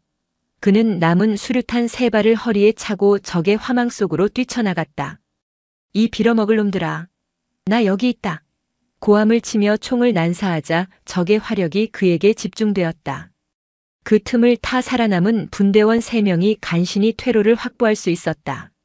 그는 총알이 빗발치는 정글을 미친 듯이 헤집고 다녔다. 팔과 다리에 파편이 박히고 총알이 스쳐 지나갔지만 고통을 느낄 겨를도 없었다. 기적적으로 살아남아 부대로 복귀했을 때 그는 만신창이가 되어 있었다. 이 작전으로 그는 무공 훈장을 받았지만 8명의 분대원 중 4명을 잃었고 그 자신도 평생 지워지지 않을 상처를 얻었다. 손님, 어르신. 다 왔습니다. 종점 포항역입니다. 승무원의 목소리에 태진 할아버지는 화들짝 놀라 현실로 돌아왔다. 어느새 열차는 종착역인 포항역에 도착해 있었다. 그는 주섬주섬 짐을 챙겨 열차에서 내렸다. 후끈한 바다 내음과 섞인 철의 도시 포항의 공기가 그를 맞았다. 역 광장으로 나온 그는 택시 승강장으로 향했다. 택시에 올라타자 듬직한 인상의 50대 기사가 백미러로 그의 옷차림을 훑어보더니 물었다. 어르신 해병대 교육훈련단 가시나 봅니다. 오늘 수료식입니까? 그렇소. 손주놈 보러 가는 길이요. 아이고 그러시군요. 어르신도 해병대 나오셨나 봅니다. 군복이 아주 멋지십니다. 필승. 기사는 익숙하게 경례 구호를 외쳤다. 태진 할아버지는 희미하게 미소를 지으며 고개를 끄덕였다. 옛날 군복이라 부끄럽구먼. 에이, 무슨 말씀을요. 이런 분들이 계셨기에 지금 저희가 있는 겁니다. 제 아들도 몇 년 전에 저기서 훈련받고 지금 연평도에서 근무하고 있습니다. 아주 늠름해졌지요. 기사의 말에 태진 할아버지는 마음이 따뜻해졌다. 택시는 포항 시내를 달려 오천읍으로 향했다. 차창 밖으로 해병대 교육훈련단이라는 거대한 표지판이 보이기 시작하자 그의 심장이 다시금 세차게 뛰기 시작했다. 수십 년 전 그 자신이 풋내기 신병으로 훈련을 받았고 제대 후에는 교관으로 후배들을 양성했던 곳. 그의 청춘과 땀이 서린 장소였다. 택시가 부대 정문 앞에 멈춰 섰다. 거대한 해병대 닷 조형물이 위용을 뽐내고 있었고 그 아래로 해병대 교육훈련단이라는 글씨가 선명했다. 정문에서는 각 잡힌 복장의 헌병들이 오가는 차량과 사람들을 통제하고 있었다. 수료식을 맞아 부대 주변은 전국 각지에서 온 가족들로 북적였다. 고급 승용차들이 줄지어 부대 안으로 들어가고 있었고 화사한 옷차림의 부모님들은 기대와 설렘 가득한 표정으로 담소를 나누고 있었다. 태진 할아버지는 그들 사이를 묵묵히 걸어 정문 위병소로 향했다. 위병소 앞에는 훤칠한 키에 갓 달인 듯한 전투복을 입은 젊은 장교 한 명이 서서 출입 절차를 지휘하고 있었다. 왼쪽 가슴에는 중대장 최민준 대위라는 명찰이 붙어 있었다. 최민준 대위는 오늘 아침부터 극도로 예민해져 있었다. 수료식은 부대의 가장 큰 행사 중 하나였고 사단장님을 비롯한 높으신 분들이 대거 참석할 예정이었다. 사소한 실수 하나 용납되지 않는 상황. 그는 매서운 눈으로 주변을 살피며 조금이라도 흐트러진 모습을 보이는 병사들에게 불호령을 내리고 있었다. 그때 그의 눈에 태진 할아버지가 들어왔다. 남루하다고까지 할 수 있는 낡은 군복, 구겨진 팔강모, 검버섯과 흉터가 가득한 얼굴. 화려한 인파 속에서 그의 모습은 유독 눈에 띄었다. 최 대위의 미간이 순간적으로 찌푸려졌다. 웬 노인이지? 복장은 또 뭐야? 요즘 세상에 저런 구형 전투복을 어디서 구했담. 그는 태진 할아버지를 이 근방에 사는 정신이 온전치 못한 노인쯤으로 생각했다. 태진 할아버지가 위병소 헌병에게 다가가 말했다. 수고 많소. 나 신병 1295기 1호은 훈련병 하랩이 되는 사람이요. 면회 신청 좀 하려고.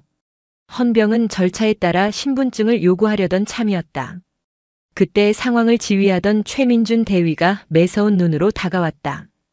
그의 눈에는 이미 이 근방을 배회하는 노숙자가 하필 오늘 같은 중요한 날에 문제를 일으키려는군 하는 식의 노골적인 경멸감이 서려 있었다. 최 대위는 헌병을 손짓으로 막고 태진 할아버지의 위아래를 훑어보았다. 퀴퀴한 땀 냄새와 오래된 옷에서 나는 듯한 희미한 냄새가 코를 찌르는 것 같았다. 어르신. 그의 목소리는 얼음장처럼 차가웠다. 여기가 어디라고 함부로 기웃거리십니까? 행사장 아닙니다. 다른 데 가서 알아보세요. 태진 할아버지는 예상치 못한 적대적인 태도에 잠시 할 말을 잃었다. 아니, 나는 내 손주놈 수료식 때문에. 손주요? 최 대위는 코웃음을 쳤다. 그는 태진 할아버지의 낡고 해진 군복을 손가락으로 가리키며 조롱하듯 말을 이었다. 그 해괴한 옷은 또 뭡니까? 어디 동묘에서 주워 입으셨어요? 남의 군복 훔쳐 입고 다니면 큰일 나는 거 모르십니까? 당장 벗으시죠. 이보시오, 젊은이. 이건 내 군복이야. 태진 할아버지가 버럭 소리를 질렀지만 최 대위의 조롱은 멈추지 않았다. 그는 할아버지의 손에 들린 낡은 도시락 가방을 턱짓으로 가리켰다. 이건 또 뭡니까? 어르신, 저희 장병들 밥 굶지 않습니다. 그런 건 다른 데 가서 파시든가 아니면 저기 구석에 가서 조용히 드세요. 여기서 어슬렁거리며 부대 품위 흐리지 마시고. 옆에 있던 젊은 헌병이 안타까운 표정으로 대위님, 그래도 연세도 있으신데라며 무언가 말하려 했지만 최 대위는 김상병 군기가 빠졌나? 내 지시에 토 달지 마라. 저런 사람 하나하나 사정 봐주다간 부대 기강이 어떻게 되겠어? 라며 쏘아붙였다. 태진 할아버지는 더 이상 아무 말도 할 수 없었다. 평생을 바친 조국 청춘을 묻은 해병대에서 이런 모욕과 수모를 당할 줄은 꿈에도 몰랐다. 그는 입술을 깨물며 조용히 돌아섰다. 손에 들린 도시락 가방이 천근만근처럼 무겁게 느껴졌다. 그는 부대 담벼락 옆 작은 나무 그늘 아래로 가 힘없이 주저앉았다. 쩌렁쩌렁 울리는 군가 소리와 우렁찬 함성 소리가 담장 너머에서 들려왔다. 저 안에 사랑하는 손주가 있을 것이다. 할아버지가 온다는 사실에 아침부터 얼마나 설레고 있었을까. 그는 차마 발길이 떨어지지 않았다. 그저 담벼락에 기댄 채 굳게 닫힌 부대 정문을 하염없이 바라볼 뿐이었다. 맑고 푸른 포항의 하늘 아래 낡은 군복을 입은 노병의 어깨가 무겁게 처져 있었다. 부대 안 거대한 연병장은 축제의 열기로 가득했다. 6주간의 지옥 같은 훈련을 이겨낸 1000여 명의 신병들이 신병 1295기 수료식을 위해 오와 열을 맞춰 도열해 있었다. 뙤약볕 아래 갓 다려 입은 하얀 정복은 유난히 눈부셨고 붉은 명찰에 새겨진 그들의 이름은 이제 훈련병이 아닌 당당한 해병의 무게를 지니고 있었다. 단상 맞은편 관람석에는 전국 각지에서 모인 가족과 친구, 연인들이 자랑스러운 아들, 늠름한 친구의 모습을 하나라도 놓칠세라 연신 카메라 셔터를 눌러댔다. 그 수많은 해병들 중 3중대 2소대 소속의 이로운 해병은 꼿꼿한 부동자세 속에서도 애타는 마음으로 관람석을 훑고 있었다. 할아버지 오셨을까? 어디 계시지? 아침부터 마음이 들떠 있었다. 세상에서 가장 존경하는 할아버지. 어릴 적 할아버지의 무릎에 앉아 베트남 전쟁 영웅담을 들으며 자랐다. 할아버지가 입었던 낡은 군복과 팔강모는 그에게 동경의 대상이었다. 해병이 되겠다고 결심한 것도 순전히 할아버지 때문이었다. 오늘 이 자랑스러운 모습을 가장 먼저 보여드리고 싶었다. 해병, 이로운, 관등성명. 바로 등 뒤에서 들려온 날카로운 목소리에 로운은 심장이 쿵 내려앉는 것 같았다. 중대장 최민준 대위였다. 해병, 로, 운, 자세 불량. 시선은 정면 15도 발사. 수료식 끝났다고 군기 빠졌나? 아닙니다. 최 대위는 로운의 귓가에 경고하듯 속삭이고는 다른 곳으로 가버렸다. 로운은 다시금 자세를 바로잡았지만 쿵쾅거리는 심장은 쉽게 진정되지 않았다. 지난 6주간 최민준 대위는 그에게 공포의 대상이었다. 유독 사소한 것까지 트집을 잡으며 그를 몰아붙였다. 처음에는 강하게 키우려는 뜻이겠지라고 생각했지만 시간이 갈수록 그것이 자신을 향한 알 수 없는 적이에 가깝다는 것을 느꼈다. 수료식 행사가 막바지에 이르렀다. 해병대 사령관의 축사가 끝나고 부모님들이 아들의 가슴에 직접 계급장을 달아주는 시간이 되었다. 로운의 부모님은 해외 출장 관계로 참석하지 못했다. 대신 할아버지가 오시기로 약속했다. 로운은 다시 한번 간절한 눈빛으로 관람석을 찾았다. 하지만 수많은 인파 속에서 할아버지의 모습은 보이지 않았다. 무슨 일이 있으신가 오시다가 몸이라도 편찮으신 건 아닐까. 불안한 마음이 고개를 들었다. 모든 공식 행사가 끝나고 가족들과의 짧은 면회 시간 전 마지막 순서가 남아 있었다. 신병들이 지난 6주간 갈고 닦은 전투 기술과 체력을 선보이는 전투 시연이었다. 우렁찬 함성과 함께 해병들은 일사불란하게 움직여 각계 전투, 장애물 극복, 레펠 시범 등을 선보였다. 관람석에서는 탄성과 박수가 터져나왔다. 마지막 시범은 해병대의 상징과도 같은 훈련, IBS 해상 기동 및 육상 헤드캐링이었다. 100kg가 넘는 고무보트를 78명이 한 조가 되어 머리에 이고 연병장을 달리는 극기와 인내심의 한계를 시험하는 훈련이었다. 3중대 2소대, 전원 IBS로 최민준 대위의 불호령이 떨어졌다. 로운이 속한 조도 재빨리 달려가 육중한 IBS를 번쩍 들어 머리 위로 올렸다. 악! 하는 기합과 함께 보트를 이고 달리기 시작했다. 뜨거운 8월의 태양이 아스팔트 연병장을 달구고 있었고 머리에 인 보트의 무게는 어깨와 목을 짓눌렀다. 땀이 비오듯 쏟아져 눈을 뜨기조차 힘들었다. 속도 더 높인다. 뒤처지는 놈 누구야? 최 대위는 확성기를 든 채 조원들 옆을 따라 달리며 계속해서 소리를 질렀다. 그의 눈에는 자비란 없었다. 오직 완벽한 시범을 통해 자신의 지휘 능력을 과시하고 싶은 욕심뿐이었다. 그때였다. 밤새 할아버지를 기다리느라 설친 데다 아침부터 이어진 긴장감과 무더위의 체력이 바닥난 로운의 눈앞이 흐려지기 시작했다. 머리에 인 보트가 천근만근처럼 느껴졌고 다리가 후들거렸다. 이로운, 해병 이로운, 자세 무너진다. 정신 안 차려. 바로 옆에서 최 대위의 목소리가 악귀처럼 들려왔다. 로운은 이를 악물고 버티려 했지만 몸이 말을 듣지 않았다. 순간 그의 시야가 하얗게 변했다. 할아버지 죄송해요. 그 생각을 마지막으로 로운의 몸이 앞으로 고꾸라졌다. 한쪽이 무너지자 균형을 잃은 IBS가 크게 기우뚱하며 다른 조원들의 머리 위를 덮쳤다. 으악! 하는 비명과 함께 조원들이 뒤엉켜 넘어지며 거대한 고무보트가 연병장 한복판에 처박혔다. 완벽하게 진행되던 전투 시연은 순식간에 아수라장이 되었다. 관람석이 술렁였다. 의무병들이 황급히 들것을 들고 달려왔다. 최민준 대위의 얼굴은 분노로 시뻘게 달아올랐다.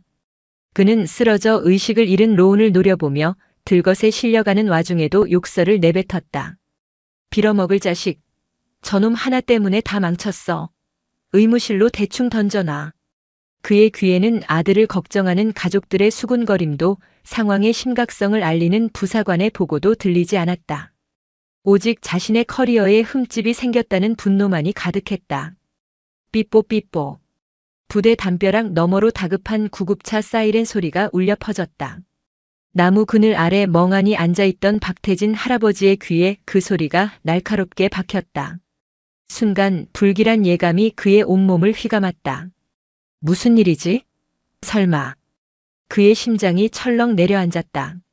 동물적인 감각, 수많은 죽을 고비를 넘기며 단련된 노병의 직감이 위험 신호를 보내고 있었다. 그는 더 이상 기다릴 수 없었다. 주머니에서 낡아 빠진 투지 폴더폰을 꺼냈다. 버튼의 숫자들은 다 달아 희미했지만 그의 손가락은 익숙하게 번호를 눌렀다. 단축번호 1번. 전우 회장이라고 저장된 번호였다. 신호음이 몇 번 울리고 중후한 목소리가 들려왔다. 여보세요? 나 박태진이요. 청룡부대 박하사. 아니, 박 선배님. 이 시간에 어인일이십니까? 별일 없으시죠? 별일 아니길 바라오. 내가 지금 포항교육훈련단에 와 있어. 손주놈 수료식이라. 아, 그러셨군요. 진작 말씀하시지 제가 부대에 연락이라도 넣어드리는 건데. 태진 할아버지는 상대방의 말을 끊고 본론으로 들어갔다. 그의 목소리는 낮고 차분했지만 그 안에는 강철 같은 힘이 실려 있었다. 지금 그럴 시간이 없소. 김 회장, 내 부탁 하나 들어주시오. 지금 당장 해병 1사단장에게 연락해 주시오. 1사단장이요? 김정훈 소장 말입니까? 워낙 바쁜 양반이라. 연락해야겠소. 아주 급한 일이니 꼭 연락 닿게 해주시오. 그리고 딱 한마디만 전해주시오. 말씀하십시오, 선배님. 태진 할아버지는 잠시 숨을 골랐다. 그의 눈은 굳게 닫힌 부대 정문을 꿰뚫을 듯 응시하고 있었다. 베트남 청룡부대 박태진 교관이 정문 앞에서 기다린다고. 그리고 내 손주가 지금 쓰러졌다고. 연병장의 소라는 의무병들이 이로운 해병을 싣고 떠나면서 일단락되는 듯 했다. 하지만 최민준 대위의 분노는 가라앉지 않았다. 그는 남은 조원들을 향해 고함을 지르며 책임을 추궁하고 있었다. 바로 그때 하늘을 찢는 듯한 굉음이 모두의 고개를 들게 했다. 우웅. 지금까지의 소음과는 차원이 다른 육중한 프로펠러 소리였다. 검은 점 하나가 순식간에 커지며 부대 상공으로 접근했다. 대한민국 육군의 주력 기동 헬기 수리온이었다. 그것도 사단장 이상급 지휘관만 탑승하는 지휘통제기였다. 헬기는 사전에 계획된 비행이 아니라는 듯 연병장 상공을 한번 선회하더니 곧바로 착륙 태세에 들어갔다. 뭐야? 어느 부대 헬기야? 여긴 비상 착륙 지점이 아니다. 교육훈련단 부단장인 대령이 당황하며 소리쳤다. 하지만 헬기는 아랑곳하지 않고 연병장 한쪽에 착륙하며 강력한 하강풍으로 흙먼지를 일으켰다. 모든 행사가 중단되고 장교와 부사관들이 모두 혼란에 빠져 헬기 쪽으로 달려갔다. 헬기의 문이 열리고 한 장성이 성큼성큼 걸어 나왔다. 전투복 칼라에는 빛나는 별 2개, 소장 계급장이 선명했다. 해병대의 상징인 빨간 명찰에는 김정훈이라는 이름이 새겨져 있었다. 현 해병대 제1사단장이자 오늘 수료식의 가장 높은 주빈이었다. 그의 얼굴은 분노로 딱딱하게 굳어 있었다. 사단장님, 어찌된 일입니까? 부단장이 달려와 경례를 붙이자 김정훈 소장은 거들떠보지도 않고 버럭 소리를 질렀다. 지금 이게 뭐 하는 겁니까? 훈련병이 훈련 중에 쓰러졌는데 사단장인 나한테 보고 한 줄도 없어. 자네들 군 생활 편하게 하고 싶나? 그의 서슬퍼런 호통에 주변의 모든 장교들이 얼어붙었다. 최민준 대위는 얼굴이 새하얗게 질렸다. 사단장의 분노가 자신을 향하고 있음을 직감했다. 그때 사단장의 무전기에서 다급한 목소리가 흘러나왔다. 사단장님, 방금 해병대 전우회 중앙회장님으로부터 연락이 왔습니다. 김정훈 소장은 인상을 쓴 채 무전기에 답했다. 무슨 일인가? 청룡부대 박태진 교관님께서 부대 정문 밖에 와 계시다고 합니다. 손주분이 쓰러졌다는 연락을 받고 직접 전화 주셨습니다. 뭐라고? 김정훈 소장의 얼굴에서 분노가 순식간에 사라졌다. 그 자리에는 믿을 수 없다는 충격과 경악, 그리고 당혹감이 들어찼다. 그는 잠시 허공을 응시하더니 주변의 모든 것을 밀치고 맹렬한 기세로 부대 정문을 향해 뛰기 시작했다. 사단장님, 어디 가십니까? 부단장과 장교들이 어리둥절하며 그의 뒤를 따랐다. 최민준 대위도 영문도 모른 채 그 행렬에 휩쓸려 정문으로 향했다. 김정훈 소장은 미친 듯이 달렸다. 연병장에서 정문까지의 거리가 그렇게 멀게 느껴진 적이 없었다. 그의 머릿속은 단 하나의 이름으로 가득 차 있었다. 박태진 교관님. 25년 전 그가 해병대 소위로 임관하여 처음 실무 배치받은 곳이 바로 이곳 교육훈련단이었다.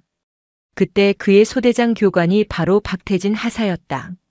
당시 박태진 하사는 베트남 전쟁의 공로로 여러 차례 특진했지만 더 이상의 진급을 고사하고 후배 해병을 양성하는 교관의 길을 걷고 있었다. 그는 호랑이보다 무서웠고 귀신보다 집요했다. 하지만 그의 훈련 속에는 언제나 부하를 아끼는 진심이 있었다. 김정훈 소위가 장교로서 가져야 할 모든 것, 해병으로서 지녀야 할 혼을 가르쳐준 사람이 바로 박태진 교관이었다. 그는 김정훈에게 단순한 선임이 아니라 정신적 지주이자 아버지와도 같은 존재였다. 저녁 후 연락이 끊겨 수소문했지만 찾을 길이 없어 늘 마음 한구석에 빚으로 남아있던 이름이었다. 정문에 다다른 김정훈 소장은 숨을 헐떡이며 주변을 살폈다. 그리고 그의 시선은 한 곳에 멎었다. 담벼락 아래 나무 그늘에 묵묵히 앉아있는 낡은 군복의 노인. 최민준 대위를 비롯한 모든 장교들이 어리둥절한 표정으로 그 노인을 바라보았다. 사단장님이 왜 저런 행색의 노인에게? 최 대위는 아까 자신이 모욕을 주며 쫓아냈던 바로 그 노인임을 깨닫고 불안감에 휩싸였다. 김정훈 소장은 천천히 그러나 망설임 없이 노인에게 다가갔다. 그는 노인의 몇 걸음 앞에서 우뚝 멈춰섰다. 그리고는 흐트러진 전투복 매무새를 바로잡고 깊은 숨을 한번 내쉬었다. 다음 순간 그 자리에 있던 모든 이들의 눈을 의심하게 하는 광경이 펼쳐졌다. 대한민국 해병대 제1사단을 지휘하는 현역 소장 김정훈 장군이 허리를 꼿꼿이 펴고 발을 탁 소리나게 모으더니 그의 군 생활을 통틀어 가장 절도 있고 우렁찬 목소리로 외치며 거수경례를 했다. 교관님, 해병 소장 김정훈 25년 만에 교관님께 인사드립니다. 필승. 정적. 시간이 멈춘 듯 했다. 바람 소리마저 들리지 않았다. 수십 명의 장교들은 충격으로 입을 다물지 못했고 특히 최민준 대위는 온몸에 피가 빠져나가는 듯한 감각과 함께 다리가 풀려 주저앉을 뻔했다. 자신이 노숙자 취급하며 내쫓았던 초라한 노인이 사단장조차 교관님이라 부르며 최고의 경의를 표하는 전설적인 존재라는 사실을 그는 이제야 깨달았다. 김정훈 소장의 우렁찬 경례는 정문 앞의 공기를 얼어붙게 만들었다. 그의 필승 구호는 단순한 인사가 아니었다.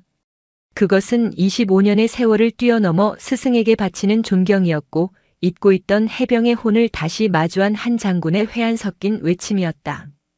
박태진 할아버지는 천천히 자리에서 일어섰다. 담벼락에 기댄 채 앉아있느라 뻐근해진 허리를 펴는 그의 동작은 느렸지만 그를 바라보는 김정훈 소장의 자세는 미동조차 없었다. 태진 할아버지는 자신을 향해 꼿꼿이 경례를 붙이고 있는 이제는 중년의 장군이 된 옛 부하를 물끄러미 바라보았다. 그의 눈에는 놀라움보다는 아련함과 대견함이 서려 있었다. 김정훈이. 태진 할아버지의 나지막한 부름에 김 소장의 어깨가 미세하게 떨렸다. 예, 교관님. 접니다, 김정훈. 이제 보니 별도 2개나 달고 아주 큰 인물이 되었구먼. 그 삐쩍 마른 소위가 언제 이렇게 컸다냐. 태진 할아버지는 희미하게 웃으며 김 소장의 팔을 잡아 경례를 풀게 했다. 이제 됐네. 팔 아프겠어. 그제야 김정훈 소장은 경례를 풀고 두 손으로 태진 할아버지의 손을 덥석 잡았다. 그의 눈시울이 붉게 물들어 있었다. 교관님, 그동안 어디에 계셨습니까? 제가 얼마나 찾아다녔는지 아십니까?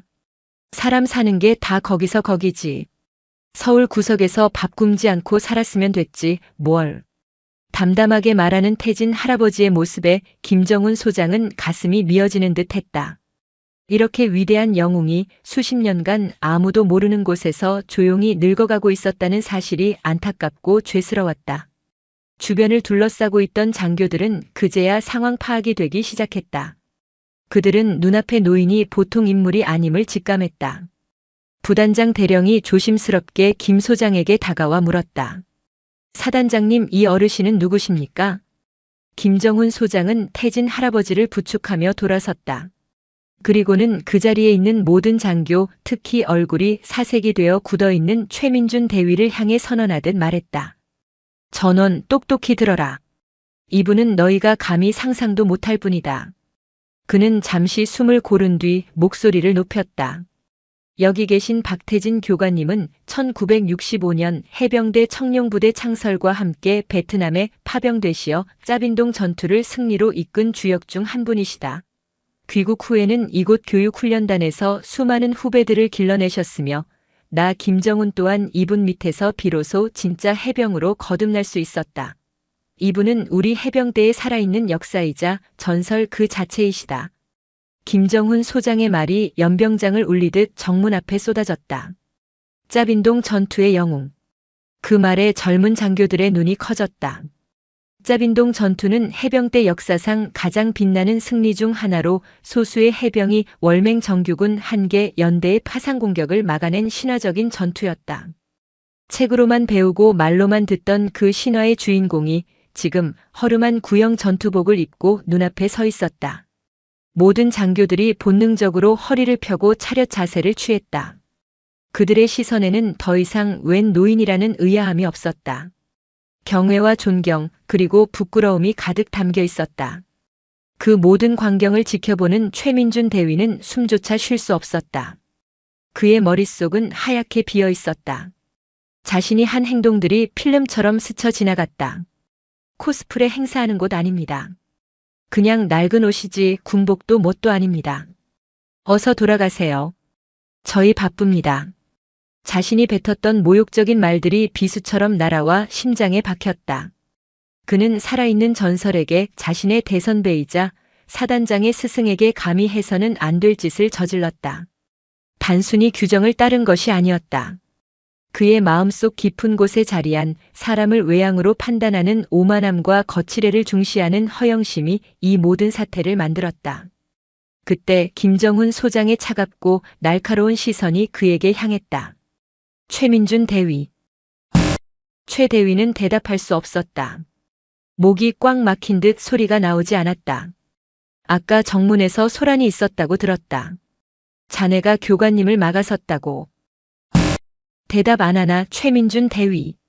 김정훈 소장의 불호령에 최 대위는 화들짝 놀라며 겨우 입을 열었다. 죄송합니다. 뭐가 죄송한가? 자네는 규정대로 했을 뿐인데. 김 소장의 목소리는 얼음장처럼 차가웠다. 비꼬는 듯한 그 말에 최 대위는 고개를 들 수 없었다. 그는 자신의 모든 것이 무너져 내리는 것을 느꼈다. 자랑스러웠던 해병대 장교로서의 자부심, 스스로 공정하고 유능하다 믿었던 신념, 그 모든 것이 한순간에 박살나고 있었다. 그는 박태진 할아버지 앞으로 비틀거리며 걸어나갔다. 그리고는 망설임 없이 그 자리에 무릎을 꿇었다. 어르신 아니 교관님, 제가 죽을 죄를 지었습니다. 그는 엎드려 울기 시작했다. 제가 눈이 멀었습니다. 사람을 제대로 알아보지 못했습니다. 해병의 자격도 장교의 자격도 없는 놈입니다. 부디 저를 벌해 주십시오. 그의 울음 섞인 절규가 정문 앞에 울려 퍼졌다. 조금 전까지 기세등등하게 훈련병을 호령하던 젊은 장교의 모습은 온데간데 없었다. 박태진 할아버지는 무릎을 꿇고 우는 최 대위를 말없이 내려다보았다. 그의 눈에는 분노나 경멸이 아닌 복잡하고 깊은 연민이 담겨 있었다. 그때 김정훈 소장이 무언가 생각났다는 듯 다급하게 물었다. 아, 교관님, 손주분은 괜찮으십니까? 아까 훈련 중에 쓰러졌다고 들었습니다. 그 말에 박태진 할아버지의 얼굴에 다시 근심이 어렸다. 그는 고개를 저었다. 나도 아직 그 아이 얼굴을 못 봤네. 여기서 막혀서 들어가지도 못했으니. 뭐라고요? 아니, 이 사람들이. 김정훈 소장은 다시 한번 분노가 치밀어 오르는 것을 참으며 옆에 있던 부단장에게 소리쳤다. 당장 의무실 연결해. 이로운 해병 상태 확인하고 최고 군의관 투입시켜. 그리고 최민준 대위. 예, 알겠습니다. 자네가 직접 교관님을 모시고 의무실로 안내해. 가서 내 눈으로 똑똑히 확인해라. 내가 한 짓이 어떤 결과를 낳았는지. 알겠습니다. 최민준 대위는 눈물을 훔치고 일어나 여전히 고개를 숙인 채 박태진 할아버지를 부축하려 했다. 하지만 태진 할아버지는 그의 손을 밀어내고 스스로 걸음을 옮겼다. 그의 발걸음은 의무실을 향하고 있었다. 김정훈 소장과 최민준 대위 그리고 다른 장교들이 그 뒤를 따랐다. 해병대 전설의 등 뒤로 참회하는 젊은 장교와 경회하는 사단장이 함께 걷는 기묘한 행렬이었다. 의무실에 도착하자 군의관이 황급히 달려 나와 김정훈 소장에게 보고했다. 사단장님께 보고드립니다. 이로운 해병은 무더위 속 탈수와 과로가 겹쳐 일시적으로 의식을 잃었으나 응급조치 후 현재는 안정을 되찾고 의식을 회복했습니다. 큰 이상은 없을 것으로 보입니다. 그제야 박태진 할아버지의 얼굴이 조금 펴졌다. 그는 곧장 손주가 누워있는 병실로 들어갔다. 링거를 맞고 침대에 누워있던 이로운 해병은 할아버지를 보자마자 벌떡 일어나려 했다. 할아버지, 이놈아 누워있어. 일어나지 마라. 태진 할아버지는 손주의 어깨를 눌러 눕히고는 침대 옆에 앉았다. 그리고는 주름지고 거친 손으로 손주의 이마에 흐른 땀을 닦아주었다. 로운의 눈에는 눈물이 그렁그렁 맺혔다. 할아버지 죄송해요. 제가 쓰러지는 바람에 끝까지 멋진 모습 못 보여드려서.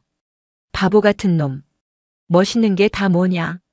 안 다친 게 천만다행이지. 할아버지와 손자가 재회하는 모습을 병실 문 밖에서 모두가 숨죽여 지켜보고 있었다. 김정훈 소장은 자신의 스승이 손자를 바라보는 따뜻한 눈빛에 가슴이 뭉클해졌다. 그때 병실 문틈으로 이 광경을 지켜보던 최민준 대위는 또 한 번의 충격에 휩싸였다. 쓰러진 이로운 해병. 지난 6주간 자신이 그토록 미워하고 구박했던 훈련병.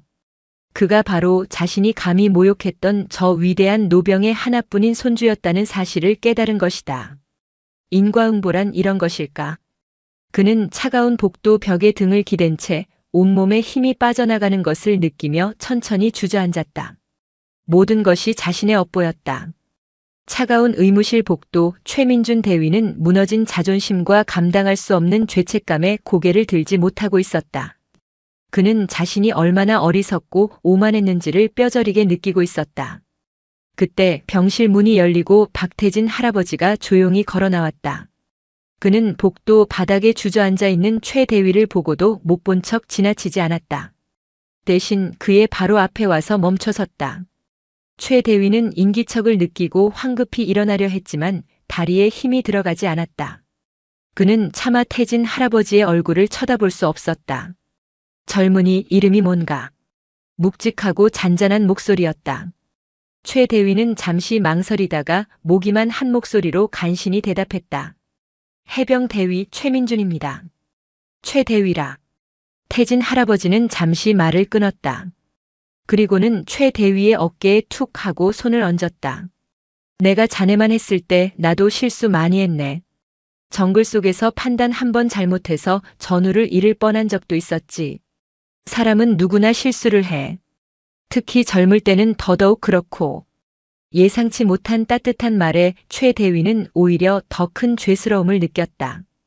그는 고개를 저으며 말했다. 아닙니다, 교관님. 저는 실수가 아니라 죄를 지었습니다. 교관님을 그리고 해병의 명예를 더럽혔습니다. 명예라. 태진 할아버지는 최 대위의 눈을 들여다보며 말을 이었다. 그의 목소리는 나지막했지만 그 안에 담긴 무게는 천근만근과도 같았다. 최 대위. 해병의 진짜 적이 누군지 아나? 정글 속 베트콩도 철책 너머의 적군도 아닐세. 우리 진짜 적은 바로 우리 안에 있어. 남을 겉모습으로 판단하는 교만함, 조금 편하고자 하는 나태함, 그리고 무엇보다 곁에 있는 전우를 믿지 못하는 의심. 그것들이 우리를 좀먹고 해병의 혼을 죽이는 진짜 적이야. 그의 말 한마디 한마디가 최민준 대위의 가슴에 모처럼 박혔다. 그는 오늘 하루 종일 그 진짜 적에게 완벽하게 패배했다. 태진 할아버지는 말을 계속했다. 베트남 정글에선 말이야 옆에 있는 전우의 계급장이 몇 개인지 집이 부자인지 가난한지 따질 겨를이 없었어. 그저 그놈의 눈빛이랑 총알이 빗발쳐도 내 등을 맡길 수 있겠다는 깡다구 하나만 믿고 목숨을 맡겼다네. 자네가 오늘 쫓아낸 이 늙은이의 낡은 군복이 아니라 자네가 훈련시키는 저 어린 해병들의 눈빛을 봤어야 했어. 그 안에 담긴 자부심과 두려움 그리고 전우애를 읽었어야 했네. 그게 지휘관이야. 태진 할아버지는 최 대위의 어깨를 두드리며 일으켜 세웠다. 일어나게. 해병은 그렇게 쉽게 무릎 꿇는 거 아니야. 오늘 일은 자네 군 생활에 아주 비싼 수업료를 낸 셈치게. 중요한 건 그 수업에서 뭘 배우고 어떻게 달라지느냐에 달렸어. 최민준 대위는 태진 할아버지의 부축을 받으며 간신히 일어섰다. 그는 눈물로 범벅이 된 얼굴로 그러나 전보다 훨씬 맑아진 눈으로 노병을 바라보았다. 그는 비로소 자신이 오늘 무엇을 잘못했고 앞으로 무엇을 해야 하는지 깨달았다. 병실 안 이로운 해병은 링거를 맞으며 안정을 되찾고 있었다. 그때 박태진 할아버지가 아침부터 소중하게 들고 다니던 도시락 가방을 들고 들어왔다. 이놈아, 배고프지? 이거 먹으려고 할애비가 새벽부터 설쳤다. 태진 할아버지는 가방에서 겹겹이 싼 보온 도시락을 꺼냈다. 뚜껑을 열자 김이 모락모락 나는 흰쌀밥과 함께 달콤 짭짤한 불고기 냄새가 병실 안에 가득 찼다. 정성껏 부친 계란말이와 깻잎 장아찌도 먹음직스러웠다. 서울 옥탑방에서부터 포항 의무실까지 무려 8시간이 넘는 긴 여정을 함께한 도시락이었다. 로우는 침대에서 상체를 일으켰다. 할아버지가 직접 젓가락으로 집어주는 불고기를 한 점 받아 먹었다. 입안에서 사르르 녹는 고기와 따뜻한 밥. 세상 그 어떤 진수성찬과도 비교할 수 없는 맛이었다. 로우는 목이 메어 음식을 삼키면서도 눈물을 멈출 수가 없었다. 할아버지 맛있어요. 정말. 천천히 먹어, 이놈아. 채라. 태진 할아버지는 손주의 머리를 쓰다듬으며 말했다. 로우나 할애비는 내가 적을 많이 죽이는 용맹한 군인이 되는 것보다 애초에 전쟁이 일어나지 않도록 막는 지혜로운 군인이 되었으면 좋겠다. 총구는 항상 적을 향해야 하지만 그 방아쇠를 당기는 손가락은 내 전우와 국민을 지키기 위해서만 움직여야 한다는 걸 잊지 마라. 그리고 어떤 상황에서도 내 옆에 전우를 먼저 챙겨라. 그게 진짜 해병이다. 그것은 6.25와 베트남전을 모두 겪은 노병이 손주에게 전하는 피보다 진한 유언과도 같은 가르침이었다. 병실 문 밖에서 이 모든 것을 지켜보던 최민준 대위는 조용히 고개를 숙였다. 그는 오늘 자신이 그토록 강조하던 해병 정신의 진짜 의미를 배웠다. 그것은 고함과 악으로 만드는 것이 아니라 따뜻한 밥 한 그릇과 진심 어린 가르침 속에서 이어지는 혼이라는 것을. 모든 상황을 지켜본 김정훈 소장은 조용히 병실을 나왔다. 그는 복도에 서 있는 최민준 대위와 다른 장교들을 향해 몸을 돌렸다. 그의 얼굴은 더 이상 분노가 아닌 엄숙함과 결의로 가득 차 있었다. 최민준 대위. 예, 사단장님. 자네에게 오늘 일어난 일은 군 생활 중 가장 값비싸고 아픈 교육이 될 걸세. 불명예 전역을 시켜도 할 말 없는 상황이지만 교관님께서 자네에게 기회를 주셨다. 나 또한 그 뜻을 따르겠다. 하지만 이 기회를 헛되이 날린다면 그때는 내가 직접 자네의 군복을 벗기겠다. 알겠나? 예. 명심하겠습니다. 다시 태어나겠습니다. 최민준 대위는 눈물을 흘리며 그러나 군인 인생에서 가장 힘찬 목소리로 대답했다. 김정훈 소장은 다른 장교들을 둘러보며 말을 이었다. 그의 목소리는 나지막했지만 모든 이의 뼛속까지 파고들었다. 여기 있는 모두에게 명한다. 해병의 붉은 명찰은 계급의 높낮이를 가리기 전에 모두가 한 형제여 생사를 함께하는 전우임을 의미하는 것이다. 군복이 낡았다고 그 안에 깃든 위대한 해병의 혼까지 낡은 것이라고 착각하지 마라. 오늘 박태진 교관님께서 우리 모두의 나태해진 정신에 죽비를 내리셨다. 이 교훈을 뼛속 깊이 새기고 각자의 위치에서 부끄럽지 않은 해병이 되도록 노력하라. 이상. 필승. 장교들의 격려 구호가 복도를 가득 메웠다. 그것은 오늘 아침과는 전혀 다른 무게와 의미를 지닌 진심에서 우러나온 맹세였다. 어느덧 해가 서쪽으로 기울고 있었다. 박태진 할아버지는 이제 집으로 돌아갈 채비를 했다. 아침에 그가 홀로 걸어 들어왔던 길. 이제 그의 곁에는 해병 1사단장 김정훈 소장이 직접 그를 부축하고 있었다. 그들이 부대 정문으로 다시 나왔을 때 아침과는 모든 풍경이 달라져 있었다. 정문의 모든 헌병들은 그를 보자마자 마치 영웅을 맞이하듯 가장 우렁차고 절도 있는 동작으로 경례를 올렸다. 최민준 대위도 그들 옆에 서 있었다. 그는 태진 할아버지를 향해 아무 말 없이 그러나 깊은 존경과 감사가 담긴 눈빛으로 거수경례를 했다. 태진 할아버지는 그를 향해 희미하게 고개를 끄덕여 주었다. 태진 할아버지가 타야 할 차는 KTX역으로 가는 택시가 아니었다. 김정훈 소장이 직접 준비한 별이 박힌 검은색 지휘관 차량이었다. 김 소장이 직접 차 문을 열어주자 태진 할아버지는 차에 오르기 전 마지막으로 부대를 돌아보았다. 저 멀리 동기들과 함께 서 있는 손주 이로운의 모습이 보였다. 로운은 이제 더 이상 불안한 훈련병이 아니었다. 그는 할아버지를 향해 환하게 웃으며 손을 흔들었다. 그 옆에는 동기들이 늠름하게 서 있었다. 그 모습 속에서 태진 할아버지는 60년 전 자신의 모습을 보았다. 차에 오른 태진 할아버지는 조용히 눈을 감았다. 푸른 청룡의 정신은 죽지 않았다. 그것은 세대를 넘어 이 젊고 푸른 해병들의 심장 속에서 다시금 뜨겁게 살아 숨쉬고 있었다. 이제 그는 마음 편히 쉴 수 있을 것 같았다. 검은색 지휘관 차량은 노병을 태우고 존경을 담은 수많은 경례를 뒤로 한 채 조용히 부대를 빠져나갔다. 마치 오랜 임무를 마치고 마침내 귀환하는 늙은 용처럼. 오늘 사연이 마음에 남으셨다면 구독과 좋아요 그리고 당신은 어디서 보고 계신지 댓글로 남겨주세요. 여러분의 응원은 큰 힘이 됩니다. 그리고 함께 나누고 싶은 사람이 있다면 영상을 공유해주세요. 감사합니다.